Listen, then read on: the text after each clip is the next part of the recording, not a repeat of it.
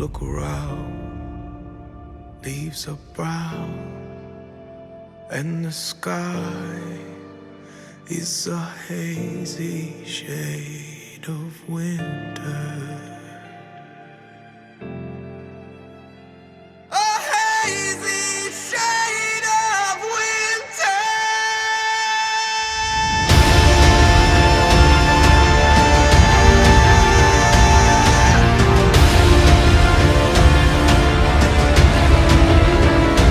Look around, leaves are brown, and the sky is a hazy shade of winter.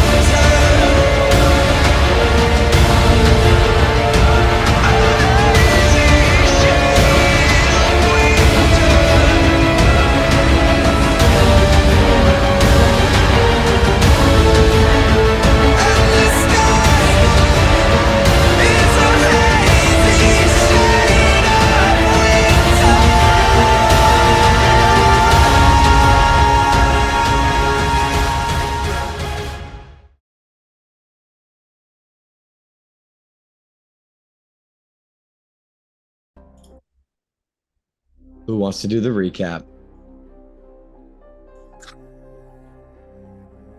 I can do it if no one else will. Let's go.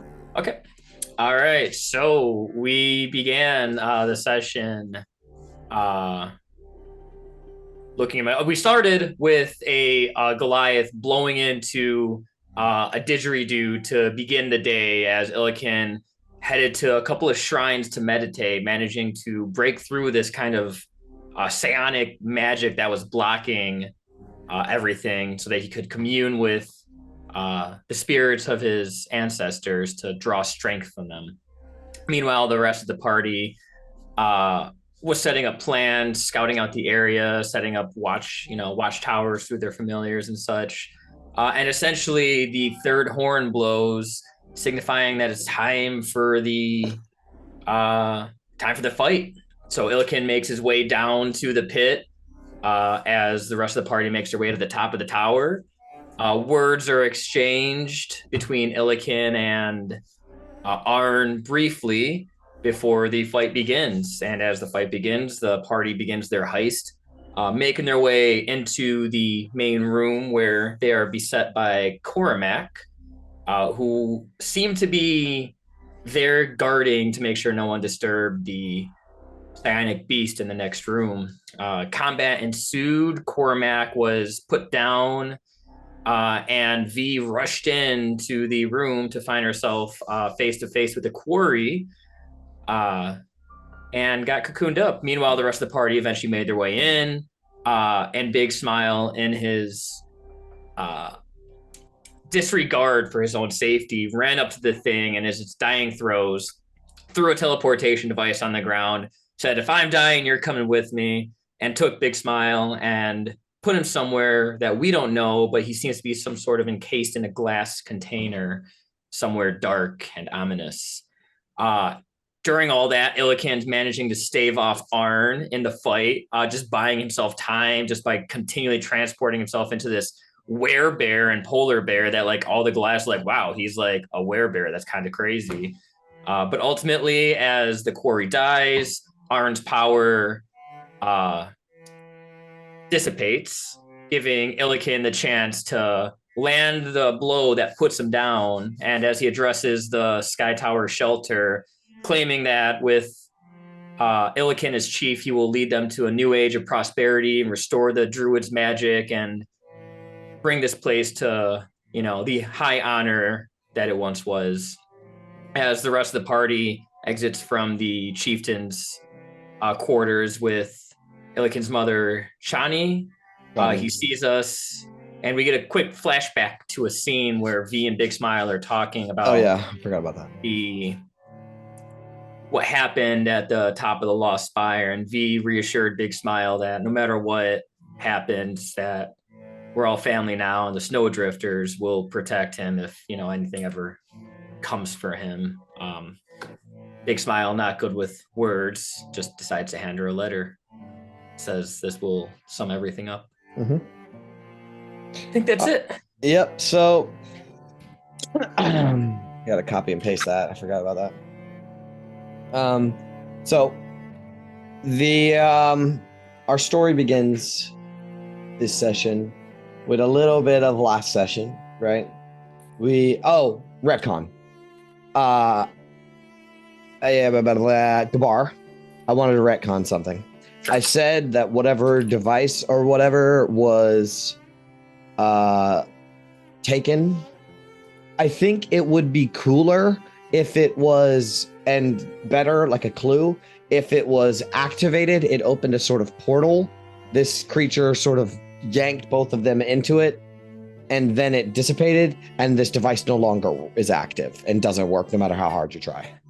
But we do have it. You do have it, so you can check it out, or whatever you need to do with that. However, this episode begins where we get this sort of scene where it's the ground, right? And we can sort of just off center of the screen, you could see sort of Arn's bloody arm, right? And this sort of bloody ground. And as we sort of go up, pan up, we could see Illican's sort of legs, and standing next to him is Nora, his cousin, and she holds his hand up into the air, and the whole place echoes with the chants of Storm Chaser, Storm Chaser. And we sort of pan up to the entirety of this Sky Tower shelter all the way up, and we fade to black. And we're going to fade back in. It's a little bit later, maybe an hour or two. And we get a scene down in the feasting cavern, right? And you can see that a sort of feast is being prepared. Now that all the druids have their power back, they can create food and drink and stuff like that. So they are, using what food stores they have remaining, and stuff like that to create this sort of rudimentary, not as grand of a feast as it could be, but a feast nonetheless. And there's a bunch of people Goliaths moving about, in this sort of feasting hall. We fade to black on that, and we open back up. We're in the Druid Enclave, right? So the big ass tree in the middle of this large cavern, it's got like a sort of wooden sort of what's the word I'm looking for? Scaffolding sort of built up around it. And there's like a pavilion, and it still looks dead. Everything looks dead in here. And the light that once shined through a crack in the side of the wall, doesn't come through because there's no light in Icewind Dale anymore. But we see Rahi Skydreamer, and she sort of rubs this kind of salve on the lips of a female Goliath who's almost blue in the skin with cold, right? As you would see Chani Barktamer, Illican's mother, is being sort of tended to by Rahi Skydreamer. She's like, moving her hair. And I imagine in this moment, Illican is also kneeled next to her, but she's sort of like unconscious. And we sort of get a scene where we can see Rahi Skydreamer tending to Illican's mother, Illican sort of leaned down below or like next to her, and the rest of the group sort of standing behind, anxious to sort of talk about everything that's sort of went down. Yeah, Illican would definitely be there. And he's probably all bloodied and hasn't even healed himself yet, but he's sure. just, definitely cares about his mom's well-being after what she's been through. For sure. While Rahi is sort of helping the mother, she hasn't really got much of a chance to talk to you yet. And, you guys are just sort of, the rest of the group is sort of watching from the back, just making sure that the mom's going to be okay, like she's going to pull through, right? And there's a lot of tension between everybody. Like, Gabar, you have this device in your hand and you're like really anxious to start fucking looking into it. And Dee's got this letter in her hand where she's really and you guys are just really anxious to get moving, but you have to hold still for a moment because of, this whole situation. But I'm assuming at this point, Illiken knows about Big Smile going missing and all of that. would you guys probably would have told him instantly, right? Yeah, that would have been first thing. Bar, congratulations. Like, Right. All right. Well, the next time I see a party member, or rather, the next time I see Quintus, I will give him back the orc stone that he lent me for the fight, Okay. and I'll say something like, "Well, looks like I didn't need it after all." But thank you. During this sort of scene where Rahi is, that happened when y'all first. yeah, like Back feast or up. something. Right. When you first, or like when Rahi's like tending to the mother, she'll sort of quietly speak to Elikan because she hasn't got a chance to really talk to you yet. And she'll say something like, I've seen many things in my long life. I have to close out of my Discord because my other group are messaging each other.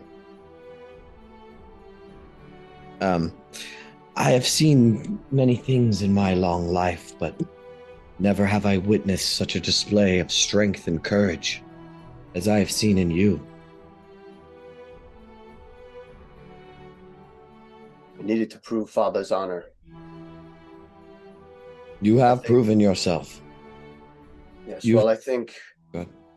I think when I was first exiled, left for dead, I wanted to prove it for myself. But when I saw what On had done to our clan, I did it for all of us, and especially you. Well, you have done well, and you are a true warrior, worthy of leading our tribe. But you must remember, young one, that leadership is not just about strength and fighting prowess. It is about wisdom, compassion, and understanding. The balance of nature is delicate, and as chief, you will be responsible for maintaining that balance. You were always keen to remind me of such precautions when I was a boy. It is good to be talking to you again, Mother. This is Rahi. Oh, this is Rahi. Rahi, I see. So the Mom mom's is still... unconscious. You are afraid that she might not make it at this point. Yeah, it's pretty rough. She's not doing so hot right now. But Rahi's sort of tending to her and, running water through her hair or whatever, trying to like keep her. And while she's doing this, she's sort of talking to you.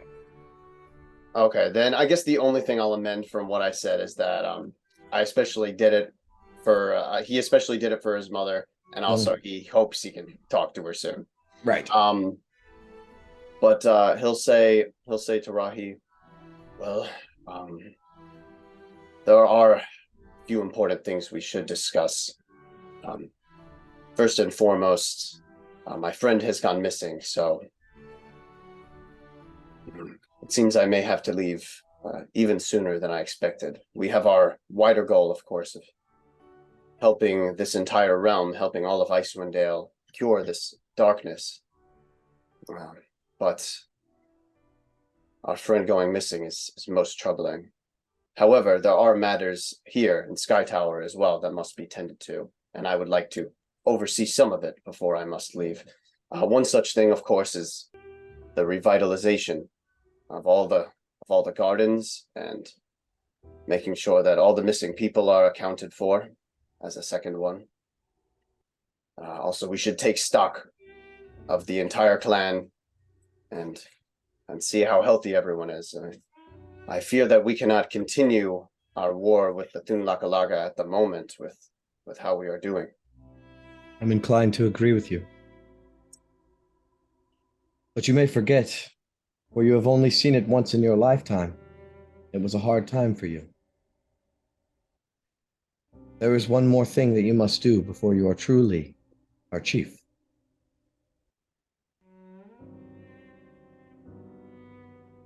You will have to receive the mark of the tribe and take your oath. course, I suppose I'm getting ahead of myself. It is quite all right.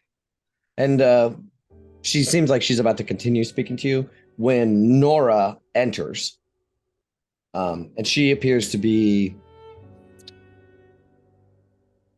with your good insight, Illican, I would say that she has been crying a little bit recently. Her eyes have that sort of redness to them, that puffy sort of redness to them. But she's cool as a cucumber when she walks in. And she will say, this is Nora.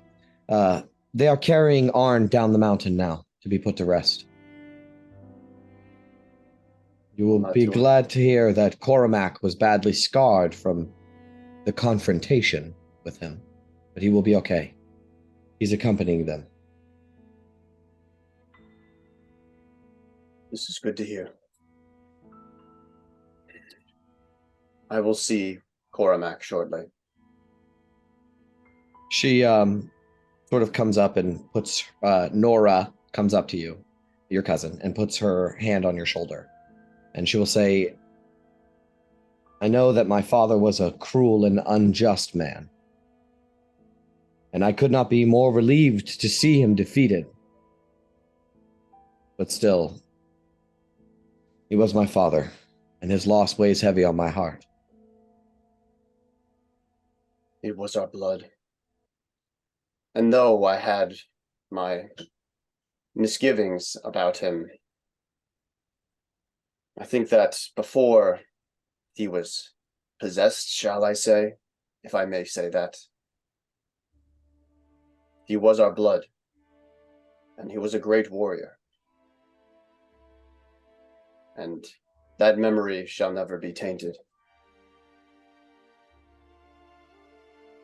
Thank you, Chief Storm Chaser. But I will not let my personal feelings get in the way of what is best for the tribe. You are the rightful chief now. And I swear my loyalty to you. And she gets on a knee, bows her head before you. You have great honor, Nora. I'm glad to have you. Thank you, Chief. All right. Well, rally the people together. I must address them later today. Let it be known. Nora nods and says, there is a feast being prepared for your final rites. I will see to it. She sort of gets up and heads out. Very good. Rahi will also stand up, sort of dust off her knees, and she will say, all that your mother needs now is some rest. I think she will be all right. She will likely feel better in the morning.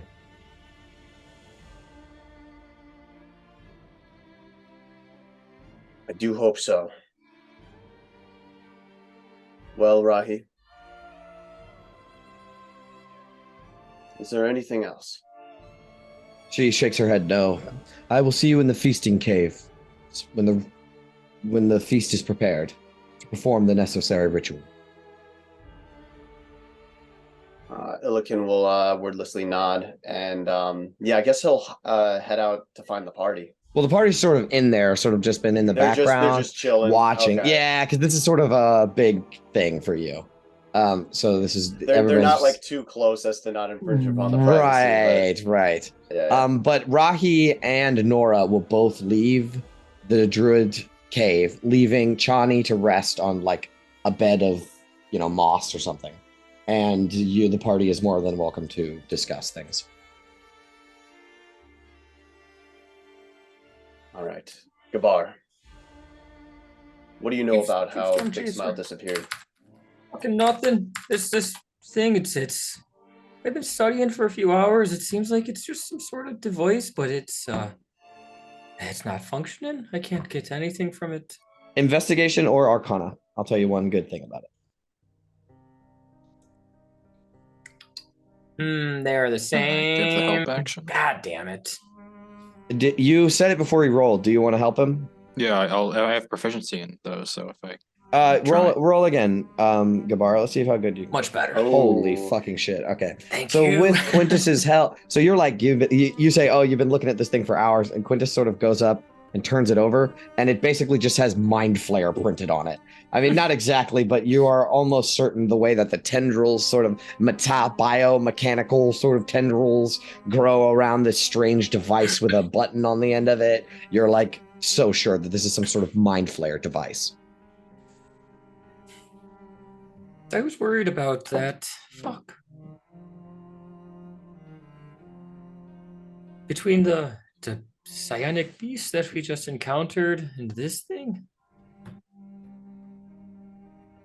it seems it has something to do with perhaps the same things that are hunting V. But I don't know, V. Do you know anything else though about what happened? This device. I haven't seen that before, have I? No. I don't think so. Yeah. Mm-mm. I don't. Never seen anything like this before.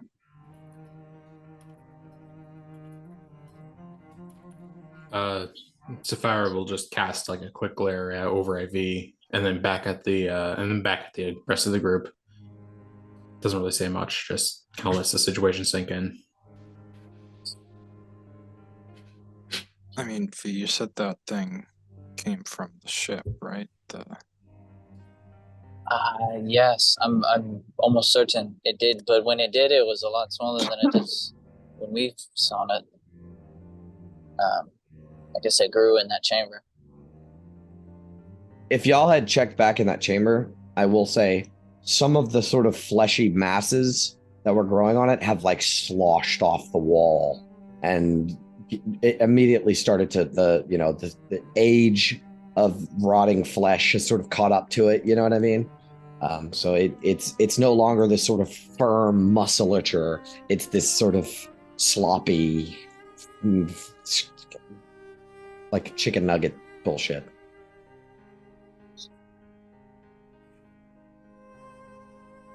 If this is part of those things, how likely is it that this place that you've been trying to avoid is where we need to go, V? It's as close to certain as it can get, I guess.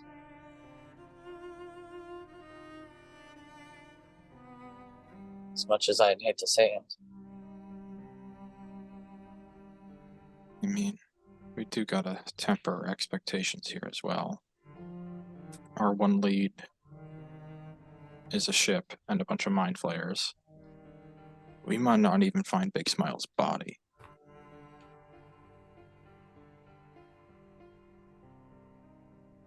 Never mind find him alive. If we get close enough to him, he wears that amulet around his neck. I can find that if I get close enough to it. But Is that really our best bet? do you have another option? And we have no other leads. This fucking piece of junk doesn't work no more. No, I wish I did. It just has appeared in front of us. Perhaps the druids could help divine something. I don't know. It could lead us nowhere, but it's worth a shot before we leave.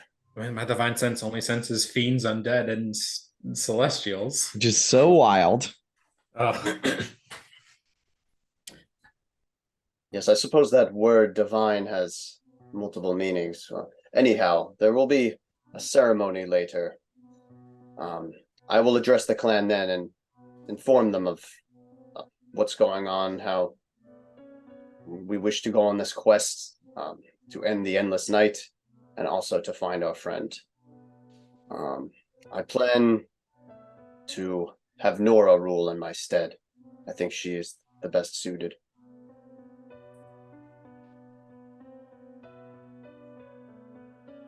Whatever we do here, just let's not try to dilly-daddly too long.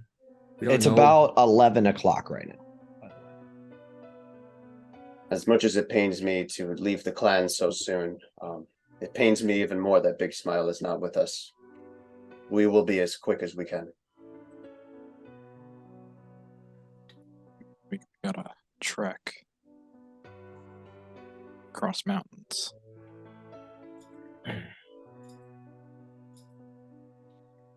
Oh, by the way, what level are we? Did you level 7 up yet? now, right? Did you level up? G7. Oh, I forgot to level up. Okay, I can just do it right now. Okay. No biggie. Oops. Come on, fuckers. I give you a level up and you don't even do The it. only thing I got to do is just roll my hit dives. Listen, I'm part of another group and we already just leveled up to No, 7. so I was confused if we were like, did we level up here too? I forgot.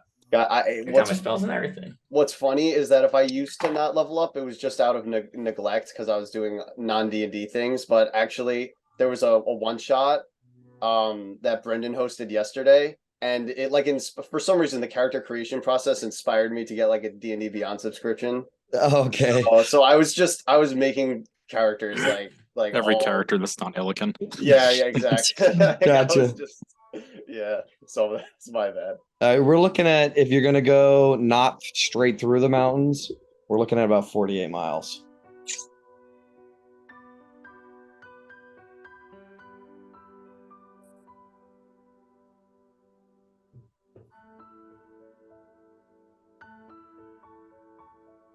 Just so you guys know. So that'll be Awesome. the plan then, is to go. What's it called? The ship. You don't know. Yeah, the ship. So the plan is to go to the ship to try to find him.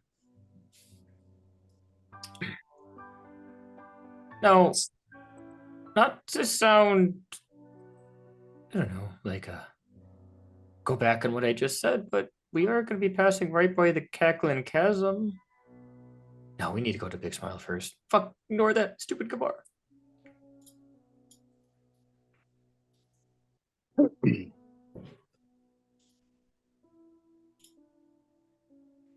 I mean, if it's like 2 hours, we might be able to afford it.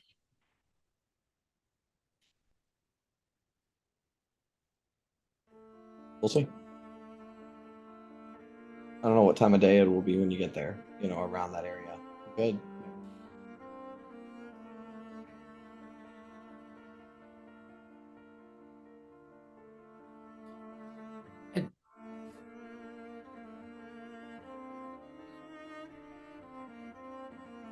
Anything else you guys want to discuss before we get to the feast? Because there will be also more room for discussion at the feast.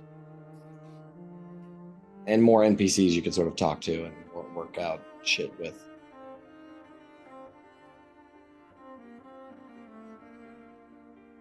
I got nothing right now.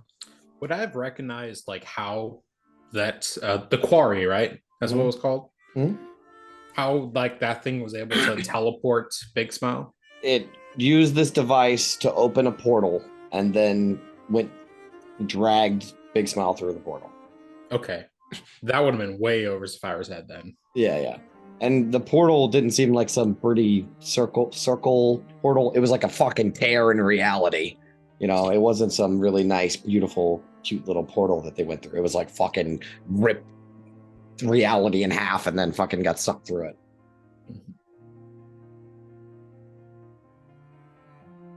All right, so you guys want to move on to like the next scene, sort of? Yeah. Yeah. Okay. It's after about an hour or so.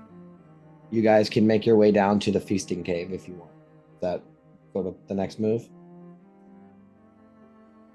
All right. Let's get it over with. Yeah. So as you guys sort of walk down, because you're at the top of Sky Tower, right? And as you sort of make your way down, did I pull you back to Sky Tower yet? No. As you sort of make your way down, you realize that most of this communal cave is fucking empty. Everyone is gone. And as you sort of make your way to the very bottom, go through the room with the shrine in it and start making your way down the stairs. The stairs with the carvings on them that sort of tell the story of the Akhenathi tribe, right? As you're heading down the stairs, you guys can just hear boom, boom, boom, boom. The steady tempo of dozens of fists slamming down upon a wooden table. thump, thump, thump, thump. And as you guys enter the feasting cave, the very bottom sort of room,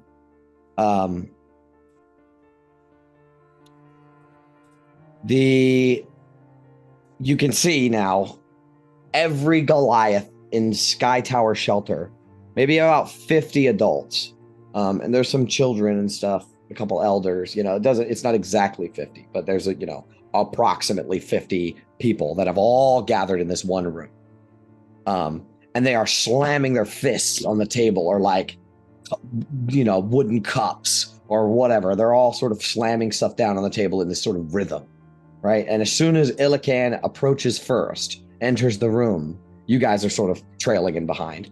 But as Illican enters the room, all the drumming comes to a sudden halt, and it's eerily quiet. And Illican, you are met with a mix of emotions coming from these 50 or so Goliaths. You can see on their faces that some of the tribe members are weary of a new chief, unsure of what he may bring to them.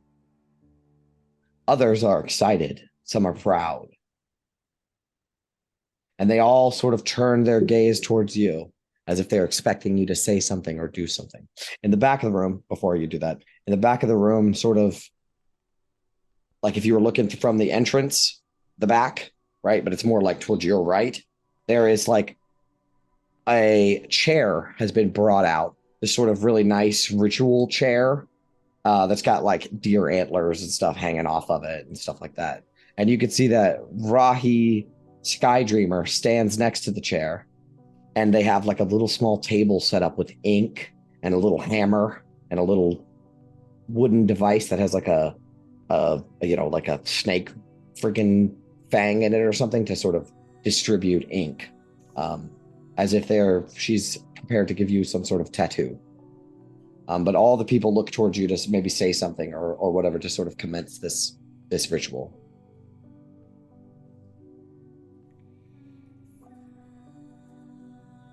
I guess, well, ceremonially, what would he do? Step forward simply? Yeah, I mean, you could, this is sort of your opportunity to address the crowd. And, because like I said, some of them are weary, right? Some of them are like, I don't know about this guy. You know what I mean? Yeah, it's best to say the words before the... Right. You got to, now it's time to sell them. Now it's time to sell them, yeah. Right. So he will walk near this area, but he won't actually sit down yet, of course. Okay. He will kind of stand almost like behind the chair and look over everyone. Perfect. And he will say something like,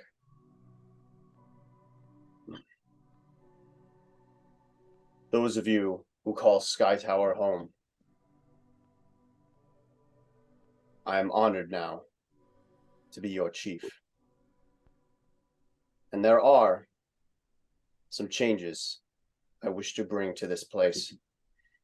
As I look out at all of you, I see some familiar faces, some proud faces, but I also see some fear and apprehension, which I understand. Arn has been your chief for years at this point, and he has been your chief through this endless night that plagues all of Icewind Dale.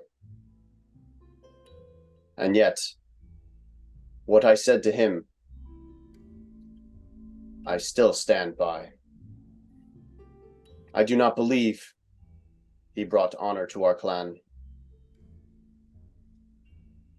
I do not believe he brought any glory, and not to his own fault. You see, it would appear that there was some creature, that some parasite almost, you could say, that somehow infected Arn and Cormac. There's like whispers in the crowd. Yes.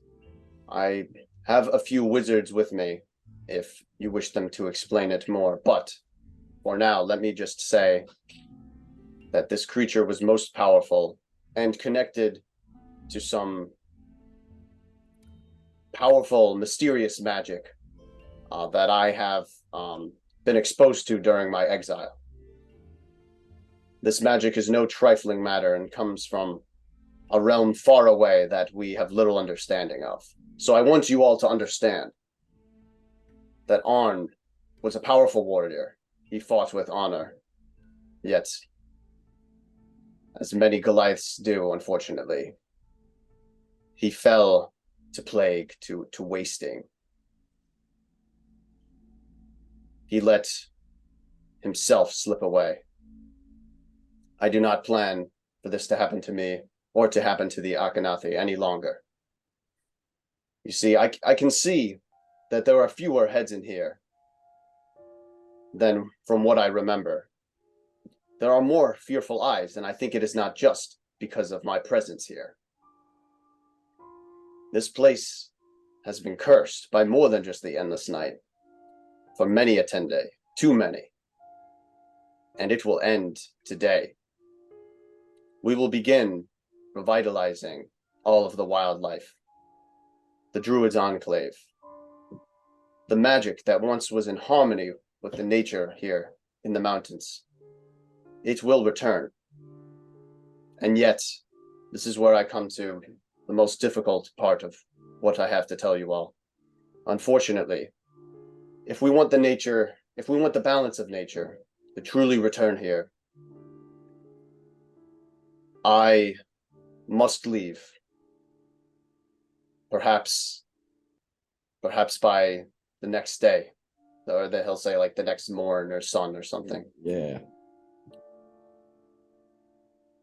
You see, because not only is this endless night still of a concern to us, but one of my dear friends who helped us eliminate this creature that plagued all of Sky Tower, he has gone missing.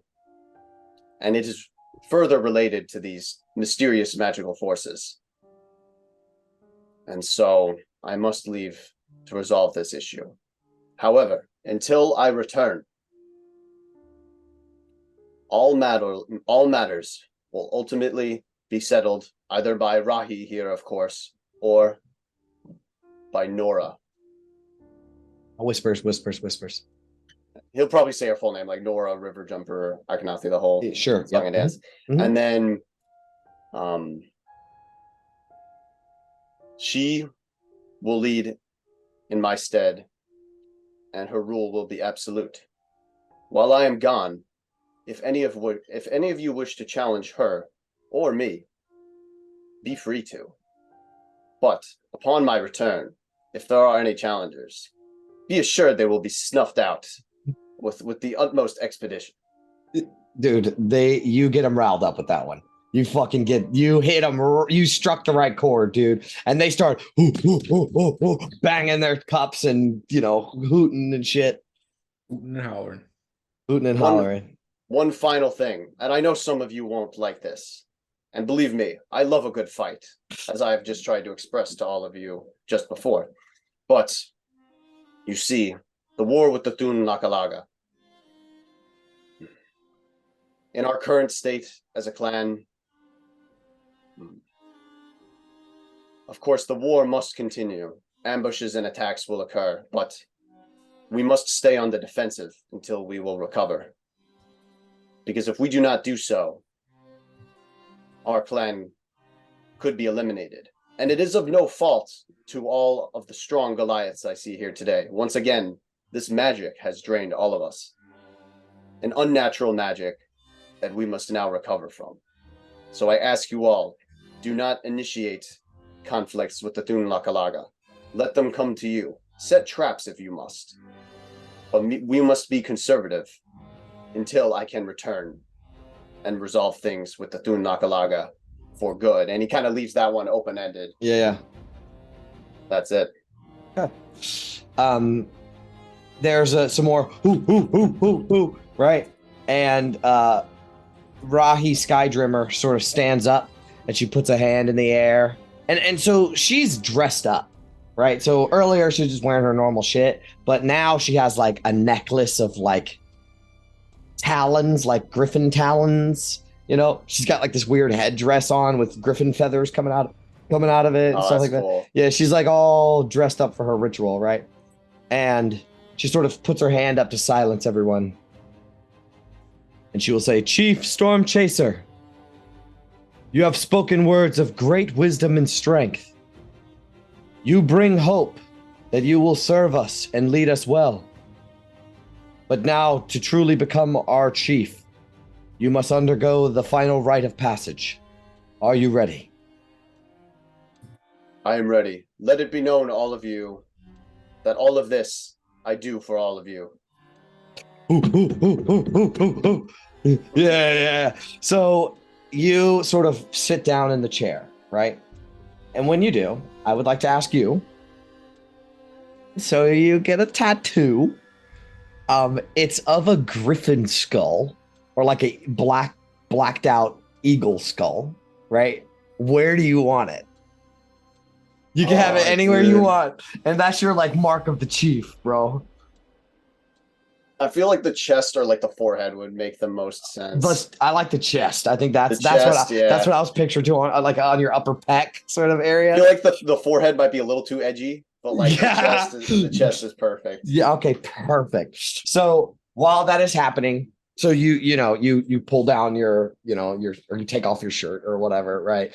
And Rahi begins to get to work, right? So she has a little hammer, little wooden hammer, and a little wooden tool that looks kind of like a hammer, but it has a spike in it, like a bone or like a snake fang or something. And she dips it in the ink and begins tick tick tick tick tick tick tick doing this tattoo. And this takes a little while. So in the meantime, there is some room at the end of one of these really, really long wooden tables.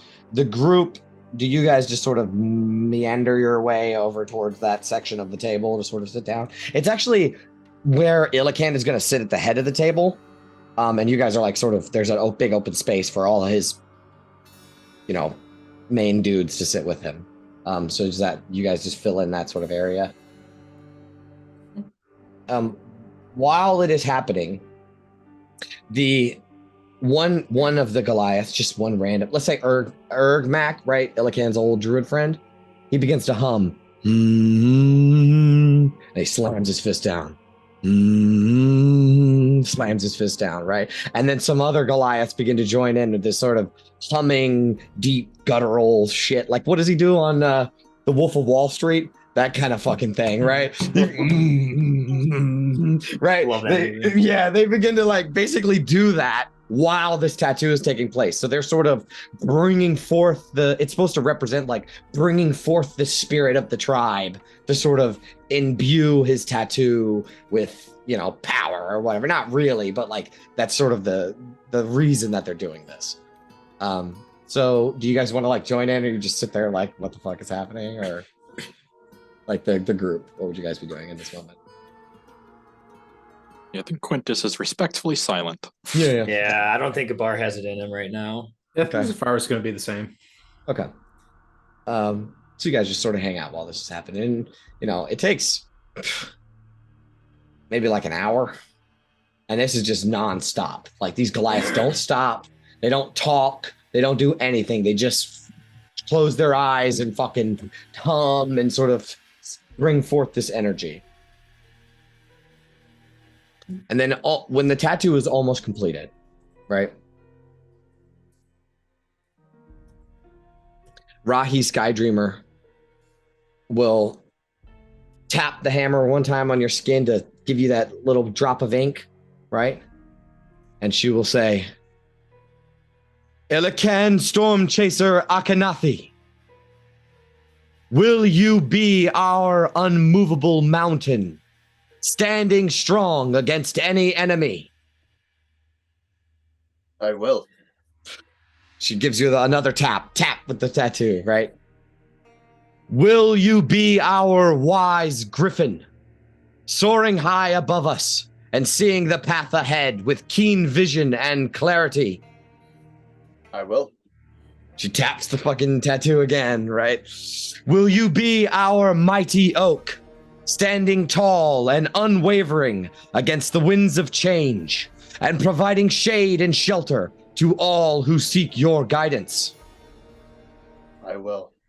She fucking taps it one more time. And this is sort of the last sort of needle mark, right? So after this tap, she sort of removes her hands and holds her tools like at attention, right? And she will say, "Will you be our roaring river, carving a path through the toughest obstacles and never faltering in your determination?" I will. All of the Goliaths all at the same time go, "Hurrah!" Right? And they stop the humming. And she will say, "Then it is done. You are now chief of the Akhenathi tribe." And they go, "Hurrah!" One more time, right? And then she turns to the people and she sort of puts her hand towards you and she'll say, "Let this mark be forever etched upon his flesh as a symbol of his promises, his authority, and the tribe's faith in him. Hail, Illiken Storm Chaser, chief of the Akhenathi." And they all say, "Hail, Storm Chaser!" And everybody cheers. Woo! It is done. You are now the chief of the Akhenathi tribe. Yeah, and this moment for Illiken is amazing, but it is really tempered by the fact that Big Smile is not standing Not there here. cheering too. Yeah, Yeah, for sure. for sure. But you are now the chief of the Akhenathi tribe, and all of these still sitting Goliaths, they've been in one spot this entire time. They start to get up, they start to move around, they're cheering, they're hugging each other, they're all like getting into it. And almost instantaneously from another room, like the one where the shrine is, they must have been holding food in there because they start bringing out platters of food, like wooden bowls and big baskets of food. The druids have prepared a relatively small feast comprised of mostly 2 roasted boars, which may have been magically summoned of some sort or something. A few root vegetables such as turnips and potatoes, and a crap load of good berries. And this is all sort of brought out to the table, and the fucking feast begins. There is as soon as the food is brought out, most of these Goliaths start fucking going ham on the food. Because they haven't eaten like this in months. Is it just like first come, first serve? Oh hell yeah. Like Yeah. just like there's fighting over it. there's a little bit of respect, but no, yeah. One of them like grabs a big hunk of meat, and the other one's like, "Hey, give me that." There is like a sort of competitiveness to even eating food. But that's exactly what I thought. So what do you guys do? I mean, there's food like on the table, but you have to sort of get up to get access to it and bring it to yourself. It's like a buffet kind of deal. Yeah, I'll go into like hybrid form and like use my like paws to like scare the others and swat Oh yeah, them away so I can eat everyone's like, "Oh," there's like little kids that are like, "Oh, that's so cool." one. So what would you guys like to do during this? You guys want to feast a little bit? Rocky Skydreamer is here, and Nora is here. However, Cormac and some of the other Goliaths, like the stronger warriors, are still down dealing with Arm's body.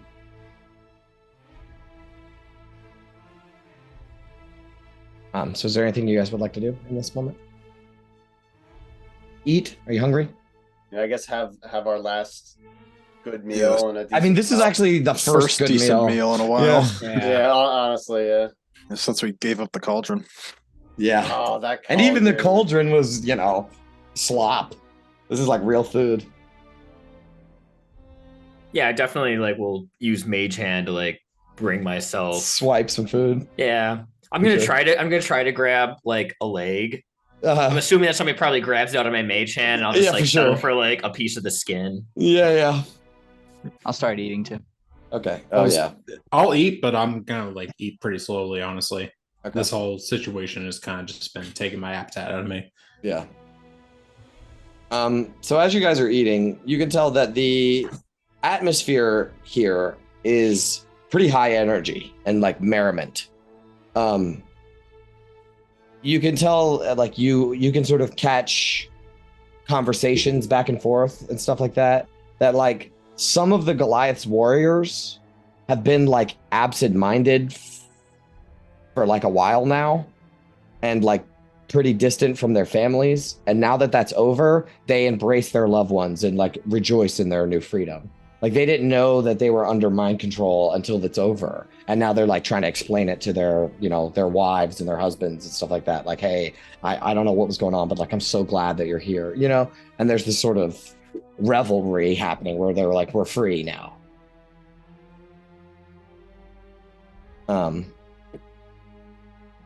Yeah. So Valin will sort of, she's sitting next to Quintus, and she'll sort of nudge Quintus and be like, she'll mouth the word Island of the Solstice. I know, I'm getting to it. And, you know, Rahi's sitting across from you, Nora's here, you know, there's Goliath around, so this is a good opportunity to talk about that. Yeah, I was about to say, Rahi, while we have you here, are you familiar with a place called the Isle of Solstice, right? I don't think I've heard of that, no. What is it?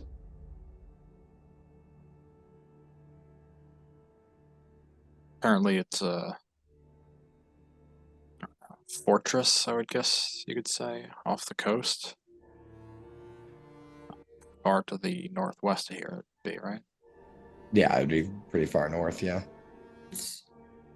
It's an island, and there's a mountain called Grimskull upon it. Have you heard of that? No, I can't say that I have. Why do you ask?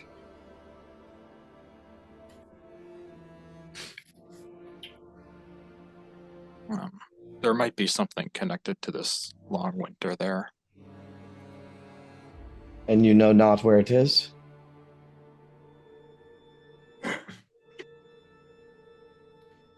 Apparently nobody does. We are Goliaths of the mountains. We have no information about a location of an island. However, over the generations, many Goliaths have felt the spirit of adventure that lives within our new chief, Stormchaser, and have ventured from the tribe to make their own way. They have returned with many great tales of their journeys. I recall a tale that may help, though it has been passed down to me. It is said that somewhere to the far north, on a freezing sea of ice, there lives a great fish. A fish so large, 20 Goliath could stand up inside its belly. They say that the fish is able to speak to those who seek it out. Perhaps this fish may know, this great fish may know.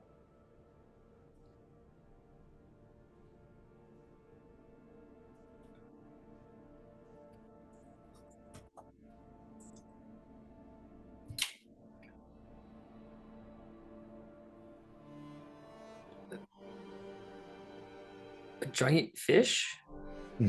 That is what I've heard, but it is a legend told to me by my forefather.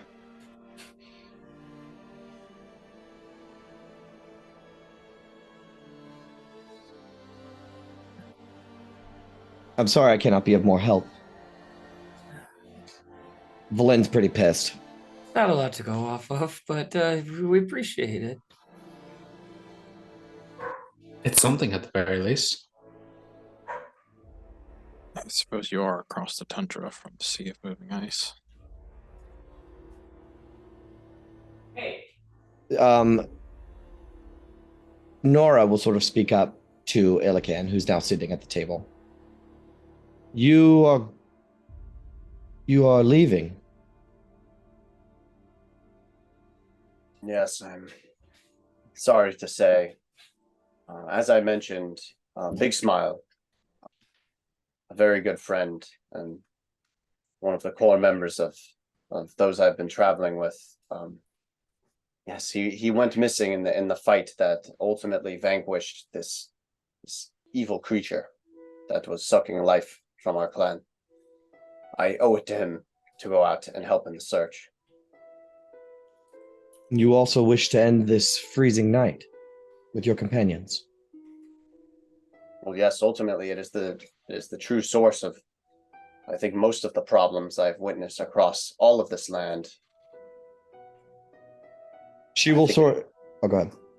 He's just gonna say like he really thinks it needs to be done. Like this is like a high. He'll say like, I think I have some kind of higher calling to solve this issue. That my duties, it is an extension of my duties to the clan, but also is something more. My duty to nature itself and to all of my friends. You can see that both Rahi and Nora are both like, yes, we totally get it. Like, fuck yeah. Badass chief going to handle shit for himself instead of sending his armies to do it, you know? But Nora will stand up and like put her fucking hand on her heart or something, you know? And she will say, you have proven yourself to be the true leader of the Akhenathi tribe. If you call for us, we will follow you into battle, no matter what the danger.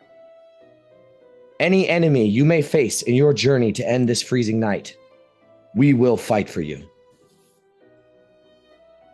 We may very well need your help. Rahi will sort of speak up, and Nora will sit back down.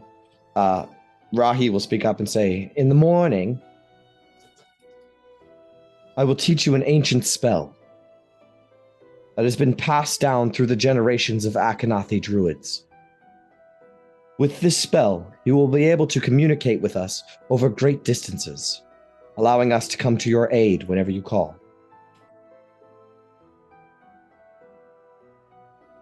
Funny you would mention that. I remember hearing about such a spell when I was very young, and I was kind of wishing that I had it. Rahi sort of nods and says, I will teach it to you. And Nora will also speak up and say, I appreciate your trust in me. Nora will say, I will do all I can to help lead our people while you are away. I am not the strongest warrior or the wisest counselor, but I know our people and our land better than anyone. I will take counsel with Rahi and Chani and the other elders and druids to make the best decisions for our people going forward. Yes. Do what you think is best for them. I know your heart is in the right place, Nora. Thank you.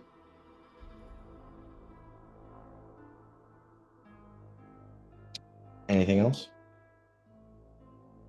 I don't think if I missed anything, but that's pretty much it.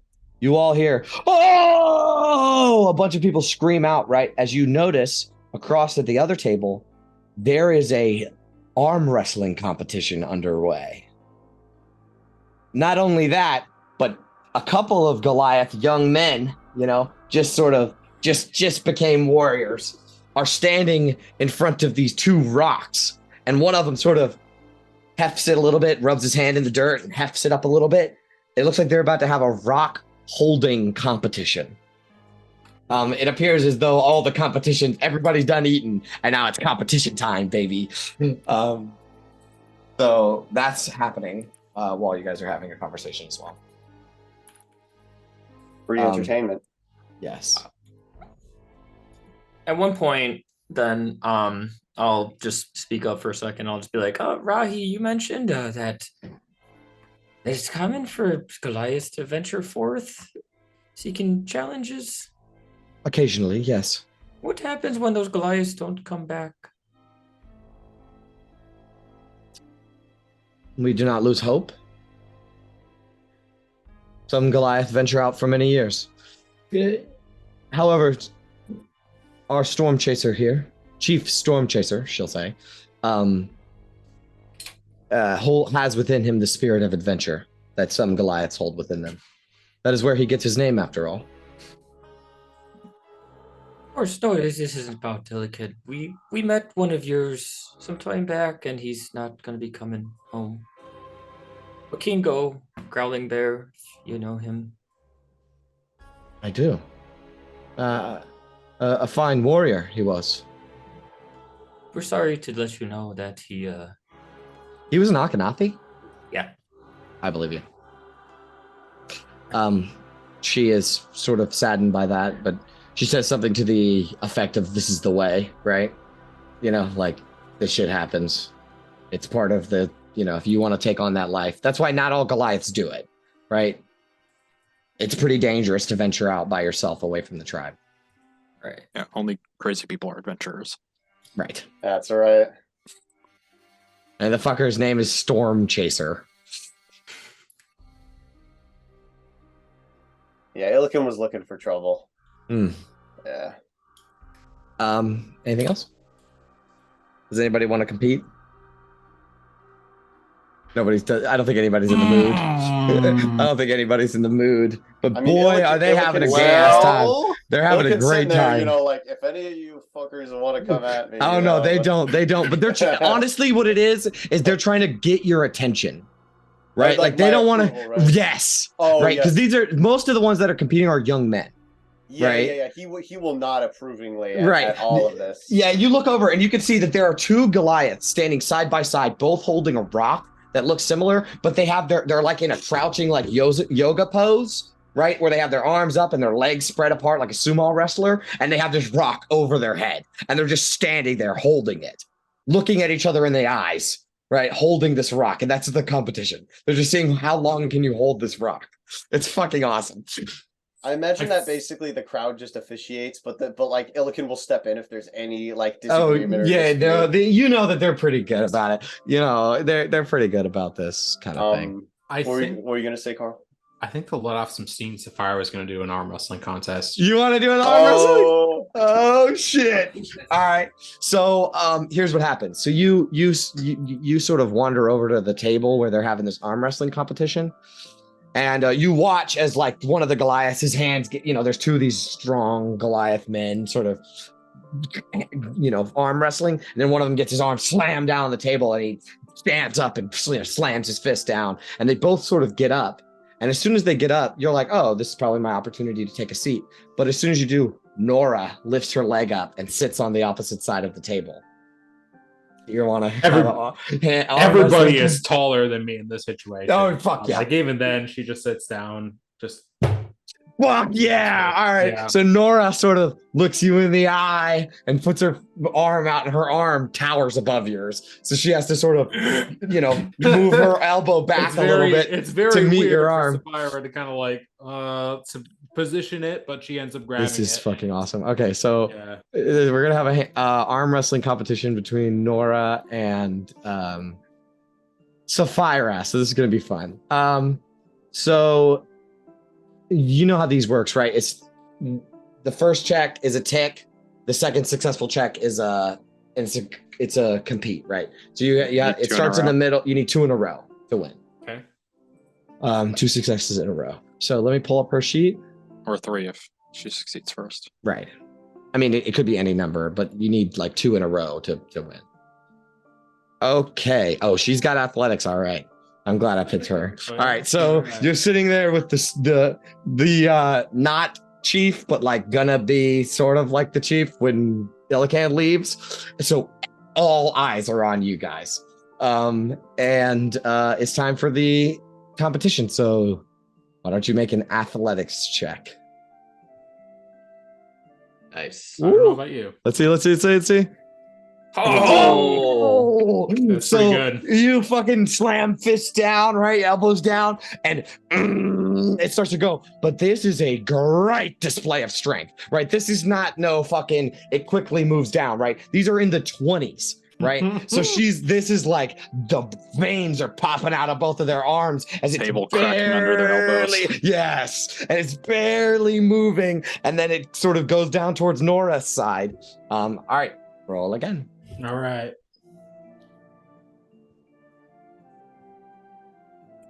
21. Come on. Oh, it goes back into the middle. So you bring it back in the middle, and she sort of looks you dead in the eyes. All right, I'll roll first this time so you can meet it, or so you can beat it. All right, Okay. so this is the next one. We're in the middle again. All right, 11. Oh. Athletics. Here we go. Athletics. 11. It stays in the middle. And this is just so crazy. A lot more Goliaths are sort of some of the Goliaths leave the rock holding competition to go watch the rock holding guys are looking at each other like, fuck, no one's watching. But okay, all right, you ready to go again? Yeah, dude. All right, we're in the middle. 16. 14. Back on Nora's side, baby. Okay. All right, I'm gonna roll again. Back in the middle again, boy. All right, we're back in the middle again. Man, this is a crazy competition. Let's see. 3. Sapphira's side again. She's holding on. Come on. Just maintaining a very stoic face during this moment.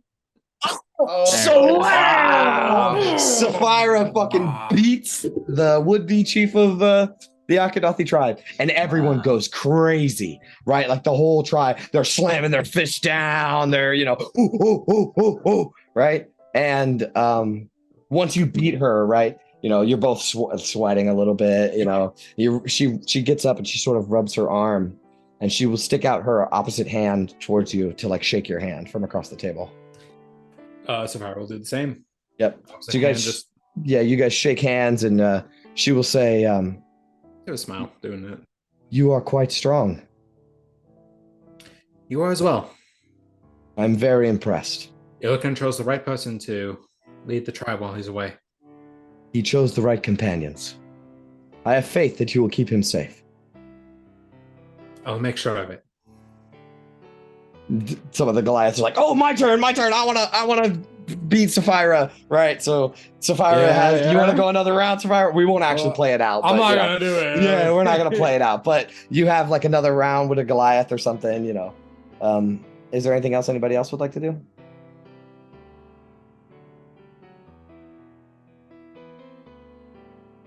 The feast just sort of carries on, basically. All right. Well, what's the next scene that we have then?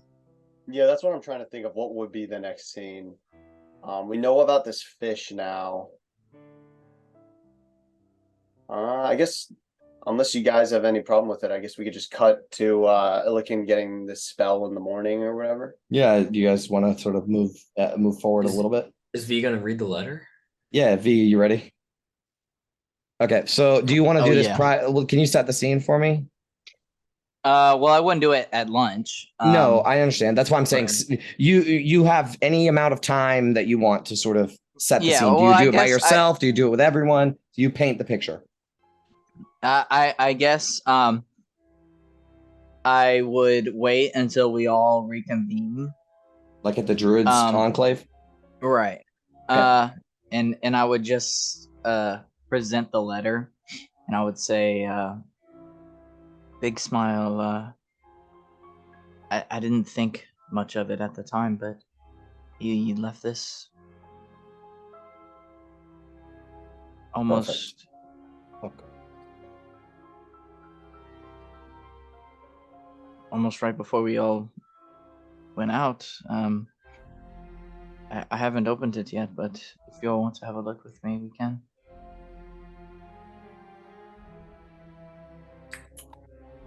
Okay. I will say that this is after the feast has sort of, it's still going on downstairs. Like they're still celebrating, but you guys sort of found, you were there for like an hour or so, and then we're like, all right, it's time to go. Let the peoples recover, right? They're sort of trying to celebrate and get their spirits back up. And this is a perfect opportunity for that. So they're doing that. You guys sort of venture off eventually. And when you get to the Druids Enclave, before V says that, you do notice that Ergmak, Illican's old druid friend, is already there, and he's sort of watching over Illican's mother. But V can sort of set the scene, like can do this away from them if you want. But you say all that about the letter, and then you fucking open it. And here it is. Do you want to read it for the record? Yep. V. Sorry for losing my lid back there at the spire. I know things got heated and caught up in that moment. I saw a world where I could actually step back in the ring and get back to fighting. I never thought I'd say that. I knew my career was dead and gone, but after all the good we've done here, all the things we've accomplished, fuck V, if I can kill a metallic dragon, why couldn't I go another 12 rounds a couple more times? With that bounty off our heads, I saw a world just for a second where all that could be a reality. Maybe we could get out of these frozen 10 towns and back to the real world. I know the kid could do some good if he had that chance. I'll look at Gabar. Maybe him and I both could. But it was just a hope and not a reason to turn my back on the family we have had here now. You're right about that part. You know, it was easy being the first to run into battle when you had nothing to live for. Dying was the easy part. But now it's hard. You all made it hard. Now there is something to keep fighting for. A reason to keep going. A family looking out for you. Wherever this road takes us, I'm in. Maybe a comeback story is still in the stars for me, but until then, I'm a snowdrifter. You're a good lass, V. I'm sorry again. And I've got your back. Ross Ray, big smile, Snow.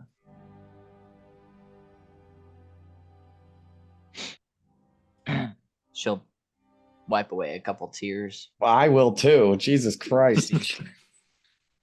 folds up the Farway's letter. also kind of like wiping away some tears.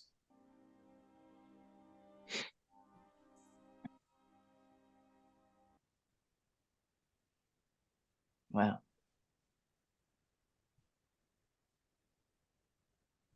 we're getting him back. Oh, we will.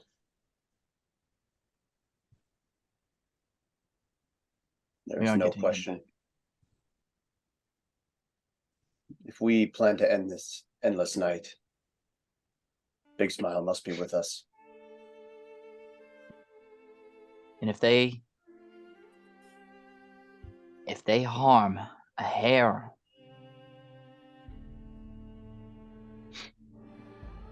they're gonna pay.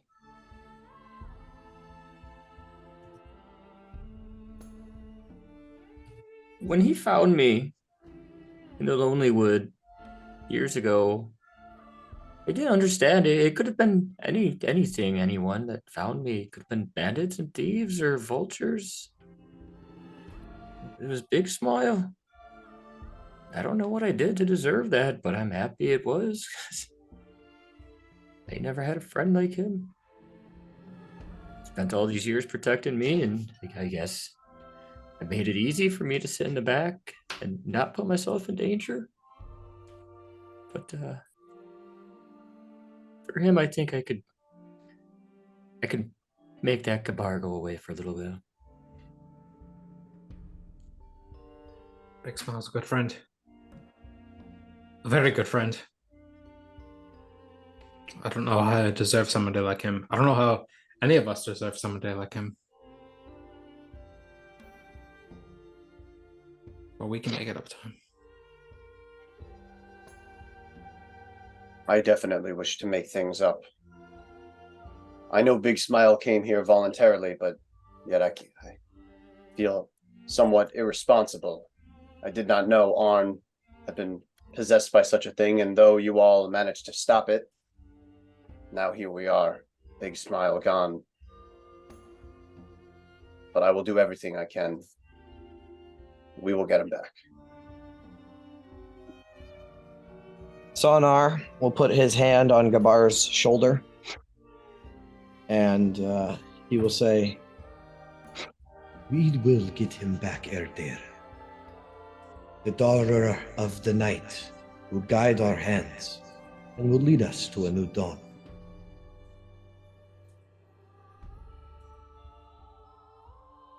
I know we will.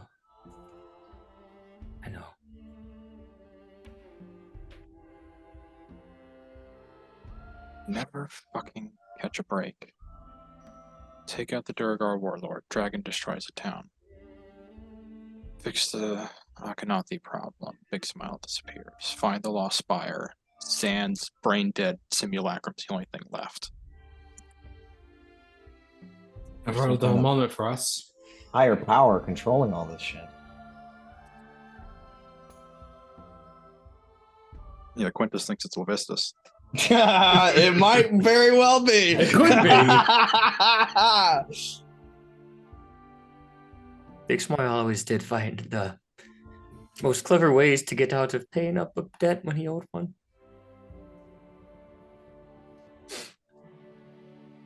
Still owes me 10 gold. Oh yeah, he didn't even pay up for the bet, bastard. All right. What would you guys like to do now? Get some rest. I mean, Get some rest, you have definitely. some day left if there's a thing that you want to accomplish. Like, do you guys want to learn the spell and leave in the morning? Or do you want to take another day to sort of settle the Akhenathi and then leave the next day? I think like after he gets the spell, like we can just kind of hand wave it, but like Illikin will help with some of like the replanting of plants and Sure. I will like say yeah. We can help with that. I will say that you can spend the rest of today doing that. If you want. Like it was freaking, it was like a big brunch, you know? So like some of the Goliaths are still partying, but a lot of the elders and, you know, some of the not young warrior men aren't really partying anymore. They're like, okay, we're done. You know, they have children and stuff like that. So they sort of take their people up, So go back up. So in the night, there is one last thing Illikin will do. He'll go to Erdmak Mhm. and he will just, you know, like Erdmak's looking over Shani. Illikin comes Mm. over, they just like stare at her for a little while in silence. And then Illikin will mention, you know, Erdmak, I know it's been a long time, but I know that unfortunately I must leave soon. And I know you trust my reasons, but when I return and we face the Thun Nakalagans, I don't know if I will find an answer, but I intend to get to the bottom of what happened to your son. And he will probably mention this character by Wife. name.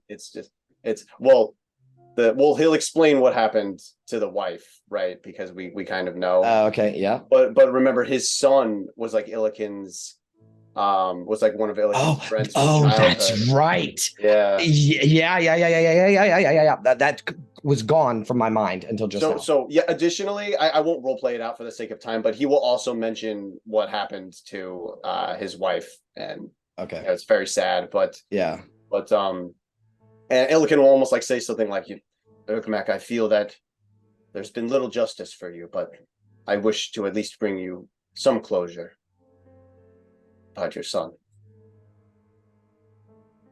Thank you, Chief. He sort of just puts a hand on your shoulder and he looks at you like, you know, manly man. No, you know, I get it. You know what I mean? Like he says all he needs to say without using words. Exactly. And then yeah, that's it. And then we can Well, get actually, while you guys are talking, you know, you have that, you share that sort of look. And you notice him sort of shifting. And you look down and your mother, she's coming too. Yes. Like right after that conversation. And she sort of blinks and she looks up at you and she says, Arad. No, it's me, mother. Illikin. My son? And she sort of tries to sit up and, you know. And then she sort of blinks a little bit and she can see you now. And she immediately begins crying, sobbing. My son, my son. And she like reaches out and grabs you and embraces you. And even though you are probably a little bit bigger than she is, and stronger than she is, you feel weak in her embrace, even though she's even weak, right? It's just like that sort of big hug from your mom, and she's holding on to you like choking you out basically, and she's just sobbing and sobbing. My son, my son. There. She'll like pull away and look at you in your eyes, and she'll say, I never thought I would see you again. I thought you were dead. And she like sobs into you some more. Yeah, after some time, I guess he'll say, well, mother, much has happened, but the short of it is that I'm now the chief. I avenged Harad. I defeated Arn.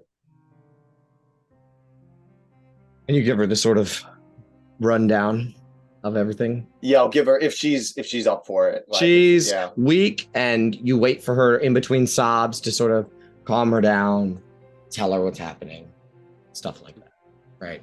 And after you sort of finish explaining everything, she's a little bit sober from crying, and she will just like hold your hand in both of her hands, and she'll say, I'm sorry I wasn't there for you, my storm chaser. I couldn't protect you. When Arn sent you away, I couldn't even protect myself. But now you are here, and you have saved me. You have saved all of us. I am so proud of you, my son. You have brought great honor to the Akhenathi. And I know that your father is watching you, and that he is so proud to see you like this. I'm very glad to hear those words. And I must say, mother, I am sorry to be leaving you so soon, but fear not that I will return, and Sky Tower will return to its former glory. She sort of relays to you that she has the utmost faith that you can do anything. You could conquer the world if you wanted to. And that she knows now that you are a true Goliath man now, and that you are the leader of this tribe. You know what's best for us. And not just for me, she'll explain that it would be selfish for her to sort of try to hold you back from achieving greatness. Thank you. And please, when you are well, provide good counsel to Nora. She will be leading in my stead. She nods. Is there anything else you would like to say, Irma? I guess the only other thing he would mention is that I want to make Father proud. I want to make all of our ancestors proud. During this endless night, Sky Tower, I think, has not made our ancestors proud. But I'm hoping to end this endless night with my companions here. I think between all of us, we have what it takes to end this eternal darkness. She puts a hand on your face, right? And she will say, I know you can do it. And you have already made our ancestors proud. And I know that you will continue to do so. Ooh. So Ergmac will sort of approach, he stepped back a little bit while y'all were having that conversation, and he will approach and he'll say, you need your rest, my lady.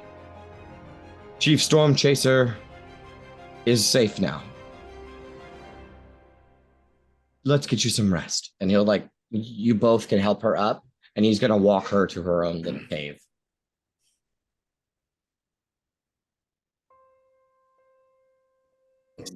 As she's leaving, she sort of gives you a hug and longingly teary gazes at you as she's walking out.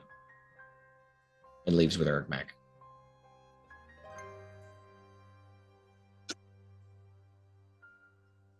All right. So you spent most of the day trying to recover some of the Druid Enclave, bring some life back into it. It's going to take a lot more work than what you've put into it. But the other druids reassure you, there might be 6 of them total. They reassure you that, with Chani, when Chani gets better, when your mom gets better, she will definitely help. She's one of our stronger druids. So, this will be taken care of. Yeah, I'm sure Illiken will point out, actually, it might help that he hasn't been here in so long. He can really tell the differences of things that have changed, and he notices immediately, sets out a little plan. But yeah, other than that, I think, what is it, message? We'll get to that in a second. Okay. We have a whole night of rest before then. Okay. Is there anything that you guys want to do during the long rest? Before. Go Oh, ahead. sorry. I didn't mean to. No, go ahead. Illiken's had some time. Go ahead. Okay. Before we head to rest, Illiken would like to talk with V. Sapphira would like to talk to V.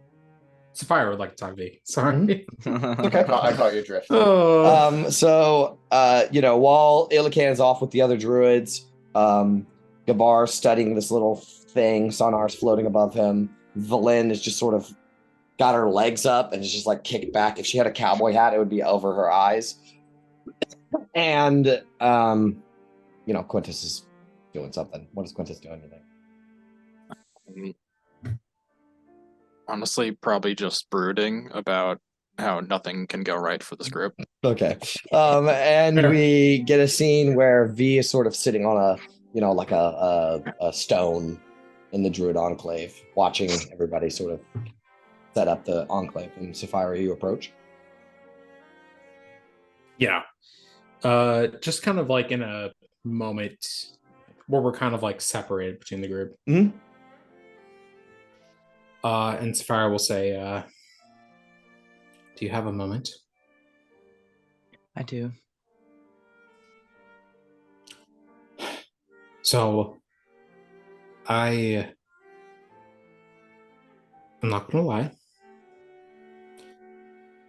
It's been kind of rough these past couple of days dealing with this, with the Akhenathi tribe and the aberrations involved in their recent endeavors. And I just want to know that I can trust you. Truly. Have I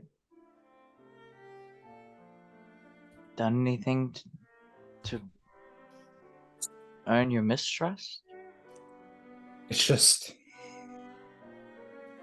there's a lot going on here, and I know that these aberrations that are taking a hold of the Sky Tower, or that have taken hold of Sky Tower, are also the ones that have been influencing you. And I want to make sure that you aren't going to be one of the ones that bites us in the ass, as it were.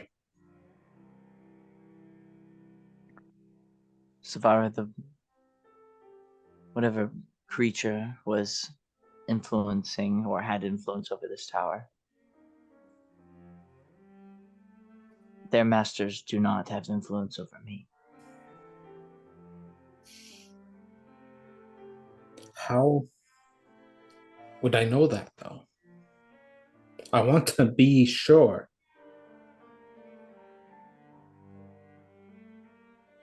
I'm sorry if I'm coming off as rude it's fine. You're fine. Rude or abrasive right now, but I need something. We already lost Big Smile. I can't lose another. Look, I am just as distraught as you are over losing Big Smile, and I assure you, we are going to stop at nothing to get him back. Are you sure about that? as much as I dread returning to this ship, thing, vessel, if it means getting him back, then yes, I am willing to do whatever it takes. I'm willing to put my life on the line for any of you, all of you. I have put my life on the line.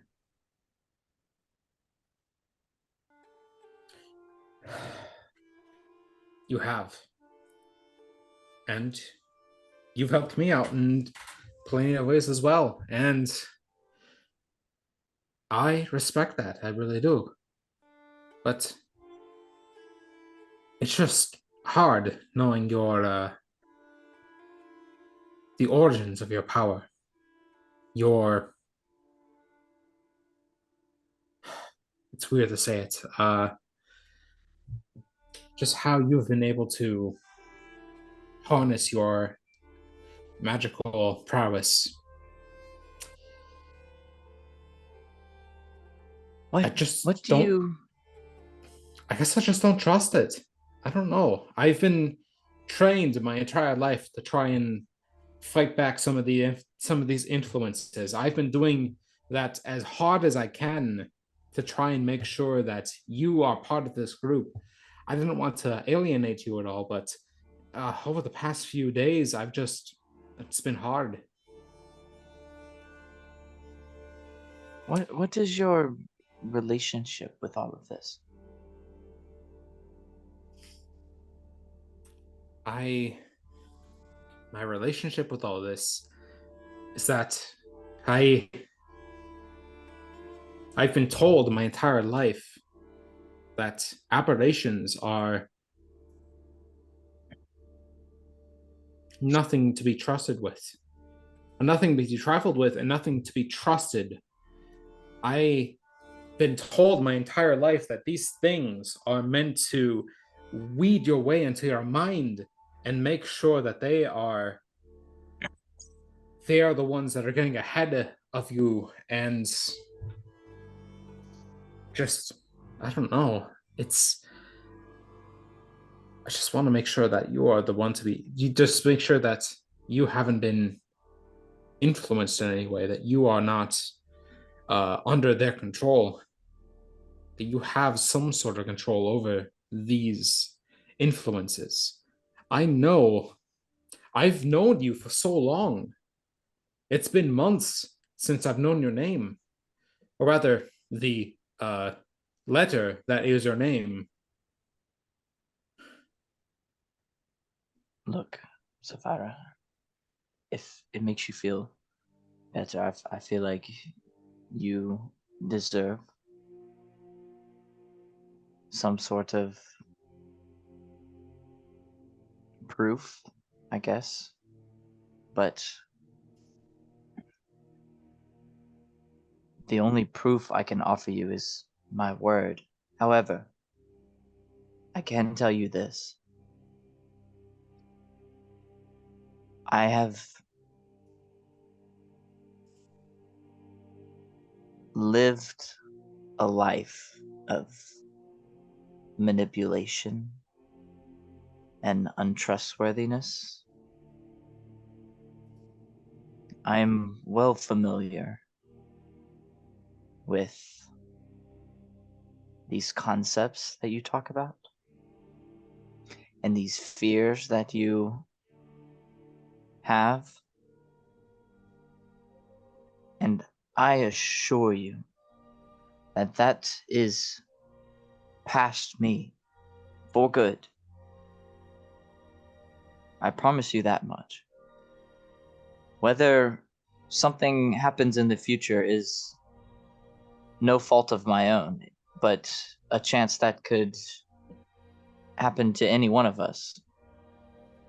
I'm just as likely to be manipulated and